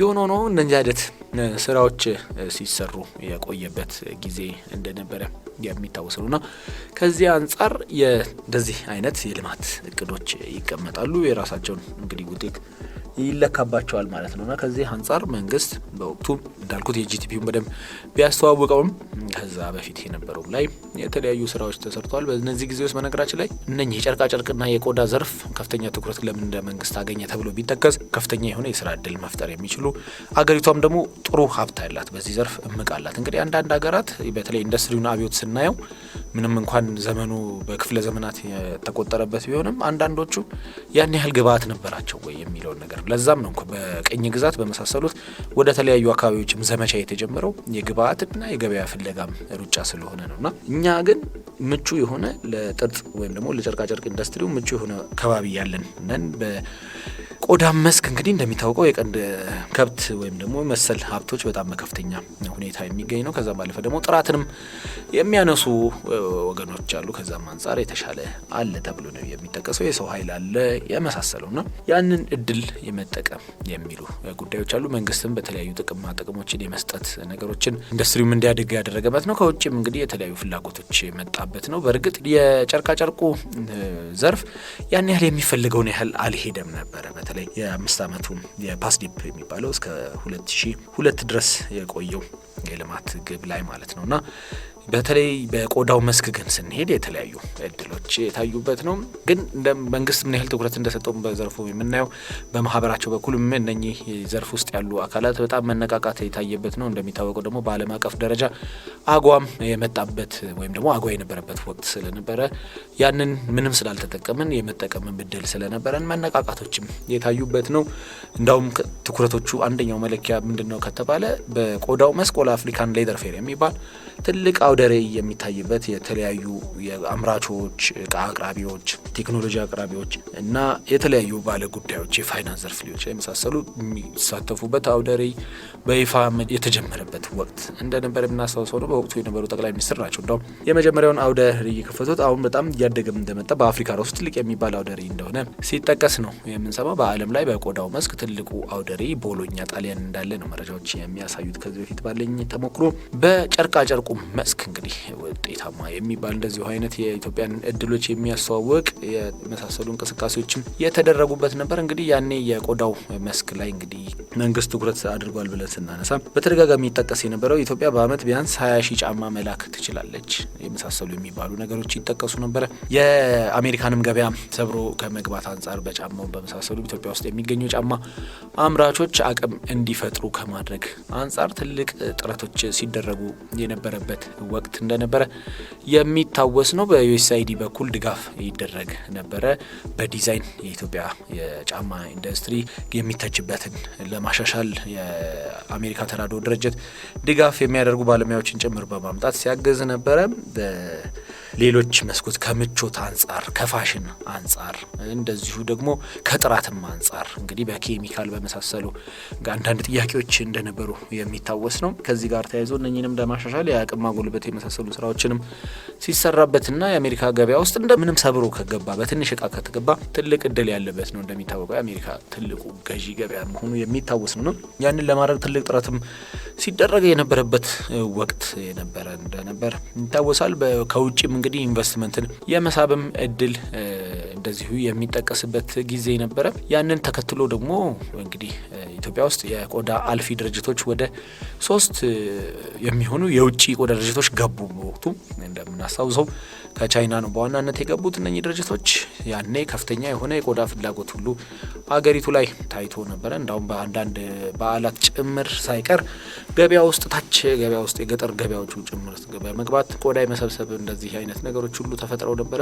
በወቅቱም ከፍተኛ የሆነ እንግዲህ ጉዳይ እንደነበረ የሚታወስ ነውና ከዚህ ጋር ተያይዞ የማስታውሰው መንግስት በወቅቱ የነበሩት ይህን ጉዳይ ይከታተላሉ ያልኳቸው የኢንዱስትሪና ንግድና ኢንዱስትሪ ሚኒስትሩ አቶ ታደሰ ኃይሌ ሳናግራቸው ከዚህ በኋላ የቆዳው እኛ አሁን የሚያለፋ 20 ደርሰዋል አልፊ ድርጅቶች ከዚህ በላይ አያስፈልገንም የሚል ነገር ሁሉ በወቅቱ አንስተው ነበርና መንግስት በአቋም ደረጃ ራሱ ተጨማሪ የቆዳ አልፊ ድርጅቶች እንዳይገቡና እነኚህ ድርጅቶች ምክንያቱም የቆዳ እጥረት የጥሬ ቆዳ እጥረት ተፈጥሮ ስለነበር ማለት ነው እነኚህ ድርጅቶች ያለፉትን ቆዳ ወደ ውጪ በማስገባት አገር ውስጥም እሴት ጨምሮ ወደ ተለያዩ እቃዎች በመቀየር መላክ የሚቻልበት ነገር ላይ ለማተኮር ሁሉ ሲንቀሳቀስ እንደነበር አስታውሳለሁ። የሆነ ከፍተኛ የሆነ ድጋፍ ይደረግለት ነበር። በቆዳ ጉዳይ በየጊዜው ነበር መድረክ የሚዘጋጀው። መንግስትም እንደዚሁ በየጊዜው ይህንን መስክም ለማገዝ ይጥር ነበረ። ግን ተግዳሮቶች ደግሞ ነበሩበት በወቅቱ የማሳውሰው ቆዳ እስካሁን ድረስም ከዛ ተግዳሮት ወጥቷል ለማለት ያዳግታል። አንደኛው ቅድም የጠቀስኩት ነው፣ የጥሬ ቆዳ እጥረትም ተከሰተ። ትልልቅ ኢንዱስትሪዎች ሲገቡ ፍላጎቱ እየጨመረ መጣ። ከ100 ብር በላይ ሁሉ የበግ ቆዳ ሌጦ ነው መሰለኝ የሚባለው ሲሸጥ እንደነበረ በወቅቱ የሚታወስ ነው። መንግስት ያንን ለመቅረፍ እንግዲህ የተለያዩ እንቅስቃሴዎችን አድርጓል። ከነዚህ መካከል አንደኛው የገበያ ሰንሰለትን መዘርጋት ነው። ቆዳን እንዳውም ወደ ኢሲኤክስም የማምጣትም ፍላጎት በወቅቱ ታይቶ ነበረ።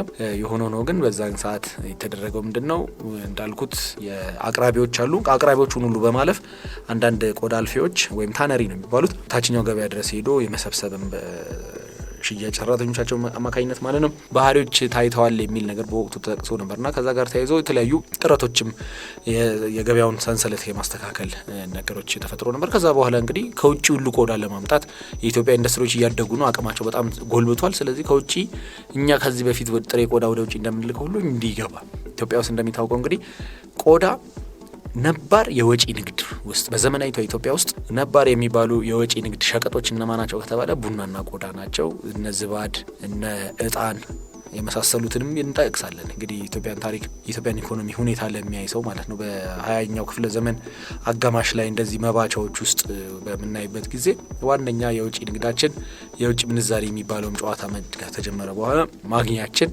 እነኚህ መስኮች እንደነበሩ ይታወቃል። ግን እንዲያም ሆኖ ቆዳችን በዛ ደረጃ አድጓሉ የሚለው ሌላ ነገር ነው። የኢትዮጵያ ቆዳ በተለይ ደግሞ የበግ ቆዳ ትልቅ ዋጋ እንዳለው ነው የሚጠቀሰው። ጥራትም አለው ተብሎ ነው የሚጠቀሰው። በተለይ ደግሞ ለቅንጦት እቃዎች መስሪያነት የሚያገለግል እንዳውም በወቅቱ ማስታወሰው እኔ በዚህ ጉዳይ ላይ በጥልቀት ሰርቼበት ነበር። የዛሬ 15 16 17 ዓመት አካባቢ እስከ 2000 አንስቶ በደንብ ይህን ጉዳይ ከታተለው ነበር። የሆነው ነው በወቅቱ የሚነሳው ነገር ምንድነው የኢትዮጵያን የበግ ቆዳ ሌጦ ነው ባለሰሳት የሚባለውና የሚገዙት ጓንት ለመስራት ነው።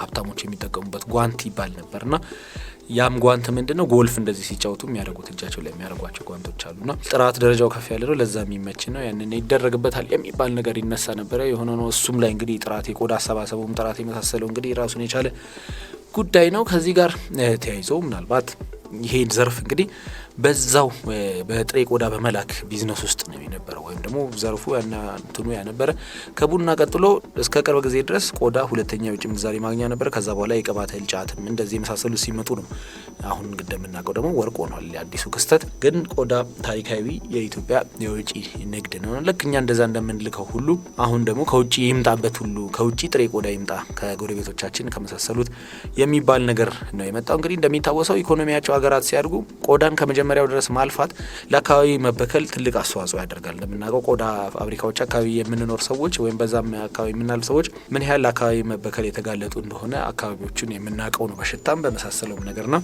ለምሳሌ ከቻይና ትልልቅ ቆዳ አምራቾች ኢትዮጵያ ገቡ ብዬ ሳነሳ ቀደም እና ገበያው ባንዴ እጥረት ገጠመው የጥሬ ቆዳ እጥረት ገጠመው ሲባል ምንድነው ቻይና ኢኮኖሚ እያደገ መጣ። ከዛ በኋላ ምንድነው ያደረገችው ቆዳን ከመሰረቱ አልፍቶ ወደ ኢንዱስትሪ ውስጥ መንቀሳቀስ አይቻልም።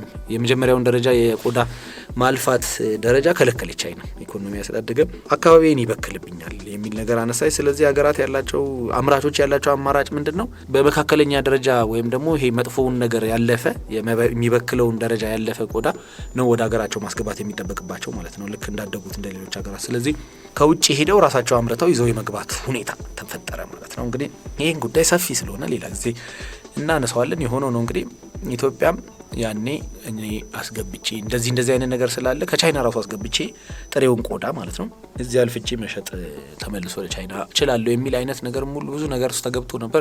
አንደኛው የተፈጠረው የገበያው ሁኔታ ነው ወይም ደግሞ እጥረት የአቅርቦቱ ማለት ነው፣ የጥሬ ምርቱ አቅርቦት ነው። ሁለተኛው የሚነሳው ጉዳይ እዚህ ጋር ያው በወቅቱ የተፈጠረው እንደ አውሮፓውያን አቆጣጠር በ2007 መጨረሻ አካባቢ በዓለም ላይ የተነሳው አሜሪካን መነሻው አድርጎ በአውሮፓ በኩል ወደ ሌሎች ዓለማትም የተዛወረው የፋይናንስ ቀውስ ነው፣ የፋይናንሻል ክራይሲስ የሚባለው ማለት ነው። አሜሪካ እንግዲህ ከ33 በኋላ የግሬት ዲፕሬሽኑ በኋላ የገጠማት ትልቅ ቀውስ ነው የሚባለው ማለት ነው። በሱ ወቅት ከፍተኛ ጫና በዚህ አይነት ኢንዱስትሪ ላይ ወይም ደግሞ በዓለም ኢኮኖሚ ላይ ከፍተኛ ጫና ፈጥሯል። ይህንን ጉዳይ አነሳና አዲሱ ነገር ምንድነው የሚለውንም በኋላ እናየዋለን። ቅዳሜ ገበያ ቢዝነስ፣ ኢንቨስትመንት፣ ገንዘብ፣ ምጣኔ ሀብት በሰለንዳ ኢቨንትስ ኤንድ ኮሚኒኬሽንስ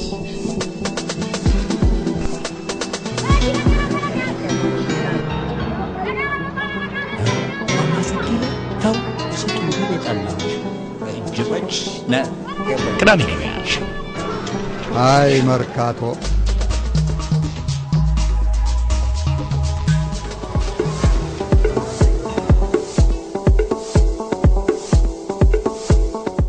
ጎህ ቤቶች ባንክ ጎህ ሞባይል አፕ የተባለ የሞባይል ባንኪንግ መተግበሪያ በልጽጎ ለደንበኞቹ አቅርበዋል። የሂሳብን ዝርዝር መከታተልና ማስተዳደር፣ ከባንክ ወደ ባንክ ወይም ወደ ቴሌብር ገንዘብ በቀላሉ ማስተላለፍ፣ የአየር ሰዓት ለራስም ለወዳጅ ዘመድም ለመግዛት፣ የየዕለቱን የውጭ ሀገራት ገንዘብ የምንዛሪ ተመን ለማወቅ የሚያስችል ነው። በአነስተኛ የኢንተርኔት ዳታ በላቀ ፍጥነት ለመጠቀም ያግዛል። የዓለም አቀፍና የኢንሳን የደህንነት ደረጃ ያሟላ ነው። ጎህ ሞባይል አፕ ከፕሌይ ስቶር በቀላሉ ወርዶ በጊዜም በቦታም ሳይገደቡ መጠቀም የሚቻልበት እድል ተፈጥሯል ማለት ነው።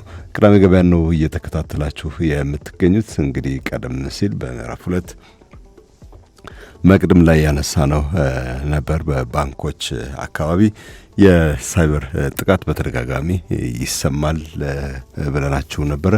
ነገር ግን ከዚህ ጋር ተያይዞ የሳይበር ጥቃቱ ሳይሆን ሌላ ችግር አለ የሚል ነገር ተሰምቷልና እሱን እናካፍላችኋለን። እስከ መጨረሻው አብራችሁ እንድትቆዩ እንጋብዛለን። የአማራ ባንክ 4ኛ መደበኛ ጠቅላላ ጉባኤ ቅዳሜ ሊካሄድ ነው። ከጠዋቱ 2 ሰዓት ጀምሮ በአዲስ አበባ ሚሊኒየም አዳራሽ ነው። የባንኩ ባለ አክሲዮኖች በጉባኤው ላይ እንድትሳተፉ ተጋብዛቸዋል። ምክንያቱም የባንኩ ጠቅላላ ምልዓተ ጉባኤ መገኘት ስለሚገባው ነው። የማይሆንላችሁ ባለ አክሲዮኖች ደግሞ የሚፈርምላችሁን ሰው አቅራቢያችሁ በሚገኝ የባንኩ ቅርንጫፍ ወይም ሰነዶች ማረጋገጫና ምዝገባ ጽሕፈት ቤት በመገኘት እንድትወክሉ ተጋብዛቸዋል። የባንኩ የዳይሬክተሮች ቦርድ አባላትና ሰራተኞች በሙሉ ውክልና መቀበል አይችሉም። እንግዲህ የመረጃ መረብ ደህንነት አስተዳደር ምክትል ዋና ዳይሬክተር አቶ ሀኒባል ለማ ብሔራዊ ባንክ ባስተባበረው ስለ ሳይበር ሴኩሪቲ በተወያየው መድረክ ላይ ተገኝተው ነበረ። በዚህ ወቅት እንግዲህ ያሉት ምንድነው? ባንኮች የሳይበር ጥቃት በሚደርስባቸው ጊዜ ጉዳዩን ፊት ለፊት አያወጡትም የሚል ነገር ነው ያነሱት። ካፒታል ነች እንግዲህ በሳምንቱ መጨረሻ እትማ ይህንን ጉዳይ ያነሳቸው የገንዘብ ተቋማት የደረሰባቸውን ጥቃት መረጃ አያወጡም። ይህም ደግሞ አንደኛ ስማቸውን፣ ክብራቸውን እንደዚሁም ደግሞ የደንበኞቻቸውን እምነት ለመጠበቅ እንደሆነ ነው የገለጹት። ዞሮ ዞሮ ግን የሳይበር ወንጀለኞች ጥቃቱን የሚፈጽሙት ማለት ነው ስኬታማ የሆነ የተለያየ ዘዴ በተቋማት ላይ የተለያየ ዘዴ በመጠቀም ስኬታማ ጥቃት እንዲፈጽሙ በር እየከፈተላቸው ነው። እንደዚሁም ደግሞ የገንዘብ ተቋማትን የበለጠ ለጥቃቱ ተጋላጭ እንዲሆኑ እያደረገ መሆኑን ነው እንግዲህ የገለጹት ማለት ነው። ዞሮ ዞሮ የገንዘብ ተቋማት ችግር በሚገጥማቸው ጊዜ ወዲያውኑ ይፋ ቢያደርጉ ተቋሙም ራሱ አቶ ሀኒባል እንዳሉት የተሻለ የመከታተል የመከላከል እርምጃ ሊወስድ የሚችልበት እድል ነበረ። ቅዳሜ ገበያን እየተከታተላችሁ አብራችሁን እንድትቆዩ እንጋብዛለን። በኢትዮጵያ ከቆዳው ኢንዱስትሪ ጋር በተያያዘ ያለው አዲስ ነገር ምንድን ነው? እንግዲህ ሙሉቀን ወንድሰን አዲሱ ነገር ምን እንደሆነ ሊያካፍለን ቃል ገብቶልን ነው ቅድም የአቋረጠው ማለት ነው። ከማስታወቂያ በኋላ ቀሪውን ሀሳብ ታዳመጣላችሁ። ቢዝነስ፣ ኢንቨስትመንት፣ ገንዘብ፣ ምጣኔ ሀብት በሰለንዳ ኢቨንትስ ኤንድ ኮሚኒኬሽንስ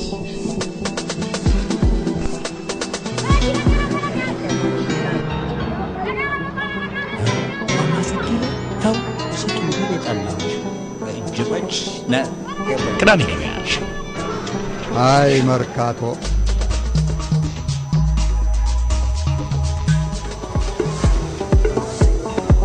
ሳነሳ የነበረው እንግዲህ በዚህ በቆዳ ኢንዱስትሪ ላይ ያለውን ሁኔታ ነው። አሁን በተግዳሮቶቹ አካባቢ 2000 እና ይሄ ፓስዴፕ በሚባለው የልማት ግብ ላይ የ5 ዓመት የልማት ግብ ላይ በ2002 የተጠናቀቀው ማለት ነው እንደ ኢትዮጵያ አቆጣጠር ቅድሚያ ከተሰጣቸው መስኮች አንደኛው የኢንዱስትሪውን በተለይ ደግሞ ጀማሪ ኢንዱስትሪውን የጨርቃ ጨርቅና የቆዳ ኢንዱስትሪ ማሳደግ ነው። ያንን ለማድረግ መንግስት የተለያዩ ጥረቶች ሲያደርግ ነበር። በተለይ የቆዳ ኢንዱስትሪ በጣም እያደገለት መጥቶ ነበር ብዬ ጠቅሼ ነበርና ያጋጠሙ ግን ተግዳሮቶች ብዬ ያነሳው ነበር። አንደኛው የገበያ ሁኔታ ነው። ከፍተኛ አቅም ያላቸው ቆዳ አልፊዎች ገቡ። ከዛ በኋላ ደግሞ እንደዚሁ ደግሞ የዓለም ቀውስ የፋይናንስ ቀውሱ መከሰቱን እያነሳው እንደነበረ ነው እየጠቀስኩ የነበረው። እንግዲህ ከፍተኛ አቅም ያላቸው የቆዳ አልፊዎች ወይም ደግሞ ታነሪዎች ኢትዮጵያ ሲገቡ ጥሬ ቆዳ በእርድ አማካኝነት የሚገኘው ጥሬ ቆዳ እጥረት እየተፈጠረ መምጣቱን እያነሳው ነበረ። ከዛ ጋር ተይዞ ቆዳ በውድ መሸጥ ሁሉ ጀምሮ ነበር። ስለዚህ አንዳንድ አልፊዎች የሀገር ውስጥ አልፊዎች በተለይ በዚህ ዋጋ ገዝተን ሸጠን እንዴት ነው ምናተርፈው የሚል ነገር ቆዳውን ካለፋን በኋላ የሚል ነገር ሲያነሱ እንደነበረ ይታወቃል። እንግዲህ እንዲያም ሆኖ እንግዲህ ቆዳ ወደ ውጭም ይላክ ነበረ ብዙም እሴት ሳይጨምርበት ማለት ነው። ይሄም ታሳቢ መደረግ አለበት። ከዛ ውጪ እንግዲህ የፋይናንስ ቀውሱ በዓለም የቆዳ ምርት ፍላጎት ላይ በከፍተኛ ሁኔታ መቀዛቀዝ ፈጠረ። ምክንያቱም ይሄ ምርት 2 ጫማ ካለ 3ኛ ዓመት ደግሞ እየየም ሲዳላ ነው እንደሚባለው አይነት ሲመች ነው እንጂ የፋይናንስ ቀውስ ውስጥ ያኔ እንደምናውቀው ብዙዎች ከስራ ገበታቸው ተሰናብተዋል። የቤት ሞርጌጃቸውን ወይም ደግሞ ኪራያቸውን መክፈል አቅቷቸዋል። ትኩረታቸው የዕለት ኑሯቸውን ምግባቸውንና ቤተሰባቸውን የማኖር የትምህርት ቤት የመሳሰለ ላይ ነው የሆነውና ይህንን ቀውስ በሚያዩበት ጊዜ እንደ ልባቸው እየወጡ አንዳንድ መሰረታዊ ቢሆኑ ሊደርሱ የሚችሉ ነገሮች ላይ ግዢ አያውሉም ነበረ። ከአልባሳት ከቆዳ ምርቶች አንጻር ይህንን ማንሳት ይቻላል። ከዚህ ጋር ተያይዞ ተቀዛቅዞ የነበረ የቆዳው ቢዝነስ ነው። ይሄ ሌላኛው ጫና ነበረ። 2-3 ዓመት ፈጅቶበታል ወደ ቦታው ለመመለስ።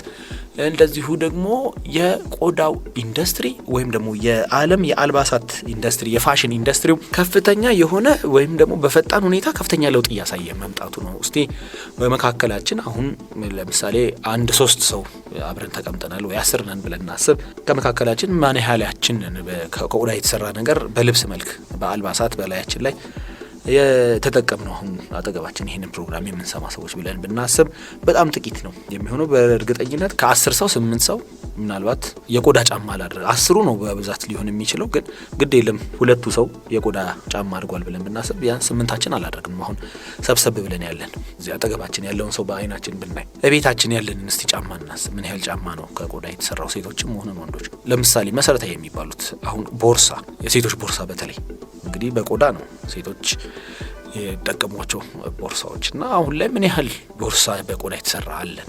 ራሳችንን እናስብ እስቲ። እንደዚህ አይነት ነገሮችን ማየት ይቻላል። ድሮ የቆዳ ጃኬት ማድረግ ፋሽን የነበረበትን ጊዜ እናስብ። አሁን ላይ የተለመደ ነው ወይ? የቆዳ የሚመስል ጃኬት ይኖራል። የሲንቴቲክ ኢንዱስትሪው ወይም ደግሞ የሲንቴቲክ ፋሽኑ ቆዳን ተረክቦታል። ከዋጋም አንጻር፣ ከውበትም አንጻር፣ ከዲዛይንም አንጻር፣ ከቅለትም አንጻር የመሳሰለው ማለት ነው። እንግዲህ ብዙ መለኪያዎች አሉ። እንደውም አሁን የቆዳው ኢንዱስትሪ እንዲቀጥል የሚፈልጉ ወይም ደግሞ በዛ መስክ ውስጥ ያሉ አንዳንድ አምራቾች የቆዳ ጫማ ምርቶችን ጨርቅ ከሚሰሩ ጫማዎች ስኒከር ምናምን ብለን ከምንጠራቸው ጋር የተቀራረበ እያደረጉ ነው የሚገኘው። እንደምናሳሰው አንዳንድ ጫማዎች አሉ ስኒከር ቆዳ ሆነው የሞር ወደዛኛው የሚያደሉ ማለት ነው። ልክ እንደዚህ አይነት ነገሮች እየመጡ መሆኑንም እናስታውስና ይሄ ደግሞ ትልቁ እስካሁን ድረስ ያልቀዘቀዘ ተግዳሮት ነው። ምናልባት አሁን ላይ ትንሽ አለ ተብሎ ቢጠቀስ ቀበቶ ላይ ነው። ግን ቀበቶም ቢሆን በተለያዩ የጨርቅና የሌሎች የሲንቴቲክ ውጤቶች በከፍተኛ ሁኔታ እየተተካም እንዳለ ማስታወስ ይገባል። በከፍተኛ ሁኔታ እንግዲህ አሁን የቆዳ ውጤት በነገራችን ላይ በተለያዩ መስኮች ላይ አገልግሎት ይውላል። ለምሳሌ ለመቀመጫነት ማለት ወንበር ላይ፣ ጠረጴዛ ላይ ሊሆን ይችላል። እንደዚሁ የመሳሰሉ ነገሮች ላይ ይውላል። ግን እንዲያም ሆኖ አሁን ውድ ስለሆነ ቆዳ በባህሪው ደግሞ ሰዎች ርካሽም ነገር አግኝተው ቆንጆ ነገር አግኝተው ወደዛም ጥንካሬም ራሱ እንደ ቆዳ አሁን የሚገዳደሩ የሲንቴቲክ ምርቶች እየመጡ ነው የሚገኘው። ይሄ ሌላኛው ማነቆ ነበረ። እንግዲህ ከዛ በፊት እንደነ ህንድና ቻይና የመሳሰሉ ሀገራት የተጠቀሙበትን ይህንን መስክ እኛ ጋር ሲደርስ እንዲህ አይነት ማነቆ ገጥሞታል የሚሉም ነገሮች አሉ። እነኚህ ጉዳዮች እንግዲህ ትልቅ እንቅፋት መሆናቸው ይታወቃል። ቅድም እንዳነሳሁት ግን ይሄ የቆዳ መስክ በከፍተኛ ሁኔታ ኢትዮጵያ ውስጥ አቅም እየፈጠረ መጣ። ቅድም እንዳልኩት አቅማቸውን የማጎልበት ኢንዱስትሪ ሁኔታው እየሰፋ መምጣት፣ ዲዛይንን ከማሻሻል የሰራተኛውን አቅም ከማጎልበት አንጻር ከህንድ አገርም እንደዚሁ የኢትዮጵያ የቆዳ ኢንስቲትዩት ከህንድ አቻው ጋርም እንደዚህ ስምምነት አድርጎ ኮሌጁም ራሱ በማጠናከር የመሳሰሉ በርካታ ቀላል የማይባሉ ስራዎች በመንግስት ተሰርቷል። በነገራችን ላይ ይህንን መስክ ለማሳደግ ኢንዱስትሪዎቹም በዛው አቅም በዛው መጠን አቅማቸው እያደገ የመጣበት ጊዜ ነበረ። ስለዚህ ከቆዳው ኢንዱስትሪ የተሻለ ጥቅም ለማግኘት ከፍተኛ መሰረት የተጣለበት ወቅት ነበርና ያው ሚሊኒየም አካባቢ ቅድም ያነሳሁት ወቅት የፓስዴፕ የልማት ግብ አካባቢ ላይ መንግስት እንዳልኩ ከፍተኛ የሆነ ጫማ አምርቶ ወደ ውጭ መላክ ከፍተኛ የስራ እድል የመፍጠር የመሳሰሉ ጉጉት የነበረበትን ጊዜ እናስታውሳለን። እና ከዚህ ጋር ተያይዞ ኢትዮጵያ ውስጥ ቅድም እንዳልኩት በታሪክ ኢትዮጵያ ከውጭ ንግድ ከምትልካቸው በዋናነት የሚጠቀሰው አንደኛው ቆዳ ነው ብዬ ነበርና ያንን የበለጠ ጥቅም እንዲገኝበት በማሰብ እንደዚሁም ደግሞ ኢንዱስትሪዎቹ ይሄ ታነሪዎቹም እያደጉ ስለመጡ ጥሬ ቆዳ ወደ ውጭ መላክ በይፋ የተከለከለበት ወቅትም እንደነበረ የሚታወስ ነው። ተከለከለ ይባላል። በእርግጥ ተከለከለ ማለት አይቻልም። ምክንያቱም መከልከል ከዓለም የንግድ ስርዓት ጋር መቃረን ነው የሚሆነው። ባህል የሚባል ነገር አለ። ንግድ እኔ ስሸጥልህ አንተም ሽጥልኝ፣ እኔ ስገዛ አንተም ትገዛኛለህ ነው። ስለዚህ እንዳው በደፈናው መከልከል ጭፍን ብሎ መከልከል ከአጋሮች ጋር ከሸማቾችም ጋር የሚያጣላ ነው። ለምሳሌ የኢትዮጵያን ጥሬ ቆዳዎች በዋናነት ይገዙ የነበሩት እንደ ጣሊያንና የመሳሰሉ ሀገራት ናቸው። አሻሽለን ደረጃውን እሴት ጨምረን እንሸጣለን ሲሉ የሚገዛቸው የለም አንገዛችሁም እያሉም የሚያሸማቀቁት እነሱ ናቸውና ያንን በዘዴ ማለፍ ያስፈልጋል። ስለዚህ መንግስት ያደረገው ምንድነው? ተግባራዊ የኤክስፖርት ታክስ ኤክስፖርት ላይ እንደምናውቀው ምንም ታክስ የለም። ቆዳ ላይ ግን በወቅቱ ለምሳሌ ይሄ የቆዳ እንግዲህ የተለያዩ ደረጃዎች እንዳሉት ይታወቃል። ዌት ብሉ ወይም ደግሞ ፒክል ሁለቱ ተመሳሳይ ደረጃዎች ናቸው። እንደዚሁም ክረስት የሚባል አለ፣ ሰሚ ፕሮሰስድ፣ ከዛ ሰሚ ፊኒሽድ። ሰሚ ፕሮሰስድ ናቸው እነኛ ሰሚ ፊኒሽድ እና ያው ክረስትና ሰሚ ፊኒሽድም ተመሳሳይ ነው ከሞላ ጎደል። ከዛ ፊኒሽድ የሚባል አለ። ፊኒሽድ ማለት በቃ ልክ እንደ ጨርቅ የተዘጋጀ ማለት ነው። ሰፍቶ ቀዳዶ የመስፋት ነው። በየዲዛይኑ የማስተካከል ነው። እኛ ልብስ አሁን ለማሰፋት ብንፈልግ ጨርቅ ሻጩ ጋር ሄደን መርጠን ጨርቁን ቆራርጦ እዛው እንደሚሰፋልን ማለት ነው። ፊኒሽድ የሚባለው ወይ ደግሞ ሙሉ ለሙሉ የተጠናቀቀ ቆዳም የሚባለው ያ ነው። በተለያዩ ቀለሞች ሊዘጋጅ ይችላል። በዚህኛው አይነት ቀለም ላይ ቀዳዳህ ይሄንን ቦርሳ ስራልኝ ወይ ጃኬት ስራልኝ እንደማለት ነው። ስለዚህ መንግስት ያደረገው በወቅቱ ምንድነው በፓርላማ ነው የወጣው። በነገራችን ላይ ህጉ 2000 መጨረሻ ላይ ወይ 2001 ነው ይሄ የሚሆነው። ይሄ ነገር በጥሬው ከዚህ በፊት በጨው ብቻ በመለወስ እንደዚህ 2 ቀን 3 ቀን እንዲቆይ ለሺፕመንት ወይም ደግሞ ተጓጉዞ እስኪሄድ ድረስ ጤናው እንዳይጓደል የቆዳው እንዳይበሰብስ ከማድረግ አንጻር የሚሰራ ሂደት አለ። በሱ ላይ ይሄ ዌት ብሉና ፒክሉ ላይ 150% ነው የተጣለው። በየደረጃው ደግሞ ክረስትና ሰሚ ፊኒሽድ ላይም እንደዚሁ ተጥሎ ነበር በጠነኛ ደረጃ ማለት ነው። ታክስን የተጣለው። ስለዚህ አያዋጣቸውም ላኪዎች ማለት ጥሬ ቆዳ የሚልኩ ኩባንያዎች ሳይወዱ በግዳቸው እዛው ማልፊያቸው ውስጥ እስከ መጨረሻው እንዲያመርቱ ታክስ ያልተጣለው በተጠናቀቀ ቆዳ ላይ ነበረ። ያው ሰፍቶ ቀዳዶ ለመስፋት በደረሰ ቆዳ ላይ እሴቱን ጨርሶ ለስፌት በተዘጋጀ ቆዳ ላይ ምንም አልተጣለም ነበረ ማለት ነውና ይሄንን ያደረገው ለምንድን ነው?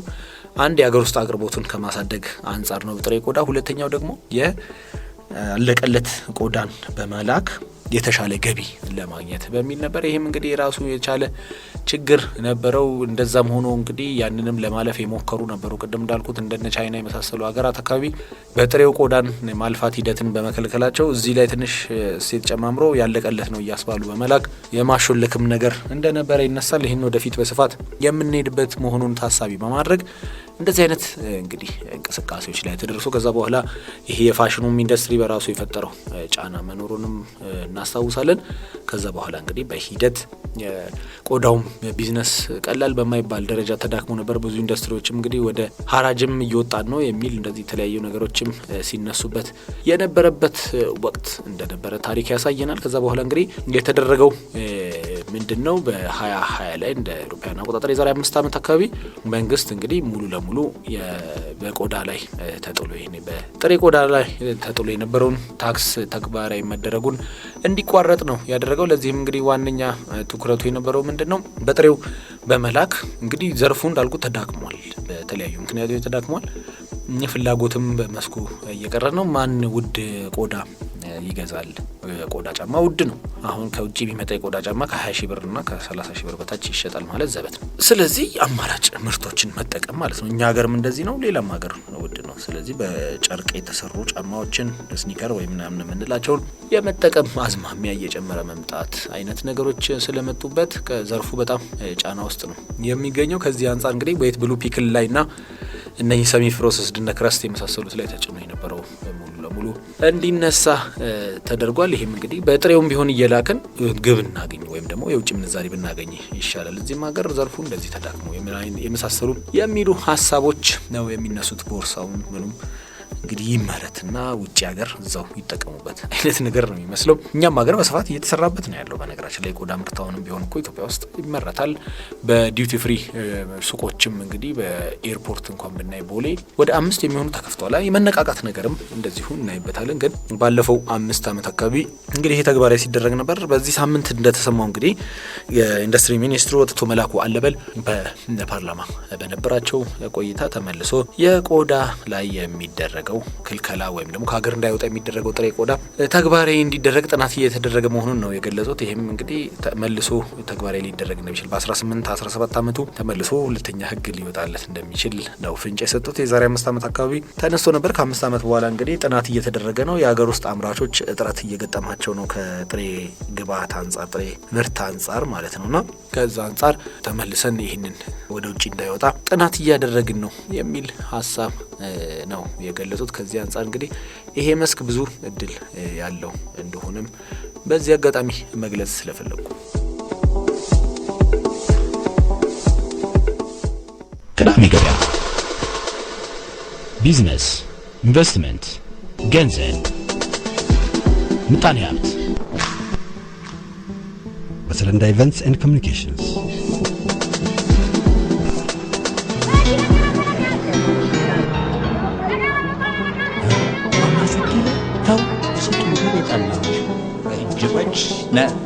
ቅዳሜ ገበያ አይ መርካቶ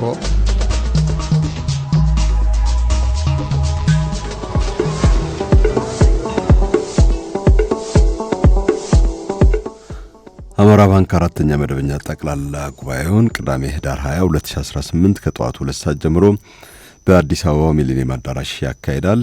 የባንኩ ባለ አክሲዮኖች እንድትገኙ ተጋብዛቸዋል። ምልዓተ ጉባኤ እንዲሟላ ማለት ነው።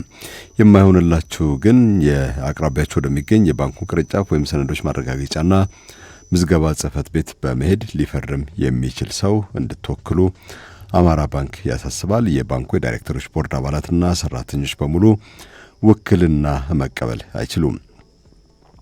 ኦቪድ ሪል ስቴት ከህዳር 22 እስከ ታህሳስ 6 2018 ኦሜጋ ባለው መርሃ ግብር ቤቶችን በቅናሽ ዋጋ ለሽያጭ ያቀርባል።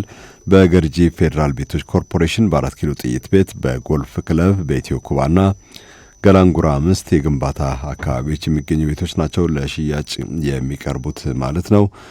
ቤቶቹ ግንባታቸው ሙሉ በሙሉ የተጠናቀቀና የቤት ዕቃ የተሟላላቸው ናቸው። በከፊልም የተጠናቀቁ ይገኛሉ። ለማንኛውም እንግዲህ ይህንን እድል እንድትጠቀሙበት ኦቪድ እየጋበዘ ነው የሚገኘው። ጎህ ቤቶች ባንክ ጎህ ሞባይል አፕ የተሰኘ የሞባይል ባንክ መተግበሪያ በልጽጎ ለደንበኞቹ አቅርበዋል። የሂሳቡን ዝርዝር መከታተልና የሂሳባቸውን ዝርዝር መከታተልና ማስተዳደር፣ ከባንክ ወደ ባንክ ወይም ወደ ቴሌብር ገንዘብ ማስተላለፍ፣ የአየር ሰዓት ለራሳችሁም ለወዳጅ ዘመዶቻችሁም መግዛት፣ የየዕለቱን የውጭ ሀገራት ገንዘብ የምንዛሪ ተመን ለማወቅ የሚያስችል ነው። በአነስተኛ የኢንተርኔት ዳታ በላቀ ፍጥነት ትጠቀሙበታላችሁ። የዓለም አቀፍና የኢንሳን የደህንነት ደረጃ ያሟላ ነው። ጎ ሞባይል አፕን ከፕሌይ ስቶር በቀላሉ ወርዳችሁ በጊዜም በቦታም ሳትገደቡ ልትጠቀሙ ትችላላችሁ። የቡድን 20 አባል ሀገራት በደቡብ አፍሪካ እንግዲህ ጉባኤያቸውን ሲያካሂዱ ነበር። የመሪዎች ጉባኤ ሲያካሂዱ ነበር። ቡድን 20 ማለት የተሻለ የኢኮኖሚ አቅም ያላቸው የዓለማችን 20 ሀገራት ያው የአውሮፓ ህብረትም አለ። የአውሮፓ ህብረት ውስጥ በጣም በርካታ ሀገሮች ናቸው ያሉት። ግን የአውሮፓ ህብረት እንደ አንድ አካል እዛ ውስጥ ተወክሎ ነው የሚገኘው። 21ኛ ሆኖ ደግሞ የአፍሪካ ህብረት መካተቱ ይታወሳል። እንግዲህ በመጨረሻ የብዙሃን ትብብር የሚል የጋራ አቋም የተንጸባረቀበት ነው በፍጻሜው ላይ ማለት ነው። በዚህ ጉባኤ ላይ እንግዲህ የወጣው የጋራ መግለጫ የኢኮኖሚ ምጥጥን እንደዚሁም ደግሞ የከባቢ አየር ለውጥን መከላከል በሚለው ጉዳይ ላይ አጽንኦት ሰጥቶ ነው እንግዲህ የተነተነው ይህ መግለጫ ይህ አዋጅ። በእርግጥ አሜሪካ አዋጁን አልተቀበለችውም። ቀድሞ ነገርም ጆሃንስበርግ ላይ በመሪዋ እንዳልተካፈለች ይገኛል። አንድም የመጣ ሰው የለም። ይሄ ደግሞ በመጪው ዓመት አሜሪካ ናት እንግዲህ ይህንን ጉባኤ የምታካሂደው ማለት ነው። የደቡብ አፍሪካው ፕሬዝዳንት ሲሪል ራማፎሳ የጋራ ግባችን ከሀገራት ልዩነት የበለጠ ሚዛን እንደሚደፋ ይህ መግለጫ ያንጸባርቃል የሚል ነገር ተናግረዋል። የቅዳሜ ገበያን መሰናዶ ነው እየተከታተላችሁ የምትገኙት ከአህዱ ሬዲዮ ኤፍኤም 94.3 የቀጥታ ስርጭት ባሻገር በፌስቡክ፣ በዩቲዩብ፣ በቲክቶክ፣ በቴሌግራም መረጃዎቻችንን ማግኘት ይቻላል። በ0911 477 44 ደውሉልን፣ አጭር የጽሁፍ መልእክት ላኩልን። በ0977 77 77 አጭር የጽሁፍ መልእክት ብቻ ላኩልን፣ እኛ እንደውላለን። 7545 የአህዱ ሬዲዮ የአጭር ጽሁፍ መቀበያ ቁጥር ነው። በዚህም እንግዲህ ሀሳባችሁን ልታካፍሉን ትችላላችሁ። የቅዳሜ ገበያ የዛሬ መሰናዷችን ተጠናቋል። ሮብ እንገናኛለን። እስከዚያው መልካም ግብይት ይሁንላችሁ። የሀገር ቤትና ዓለም አቀፍ የኢኮኖሚና የቢዝነስ ትንታኔን ከቅዳሜ ገበያ ያገኛሉ። ቅዳሜ ገበያን በአህዱ ሬዲዮ ያደምጡታል። በድረገጻችን በማህበራዊ ገጾቻችን ያገኙናል። የቅዳሜ ገበያ ልዩ ትንታኔዎችን በዩቲዩብ ቻናላችን በአማርኛና በእንግሊዝኛ ቅዳሜ ገበያ ብለው ሰብስክራይብ ያድርጉ። አዳዲስ ቪዲዮዎች በትኩሱ እንዲደርሶት የደውል ምልክቱን ይጫኑ።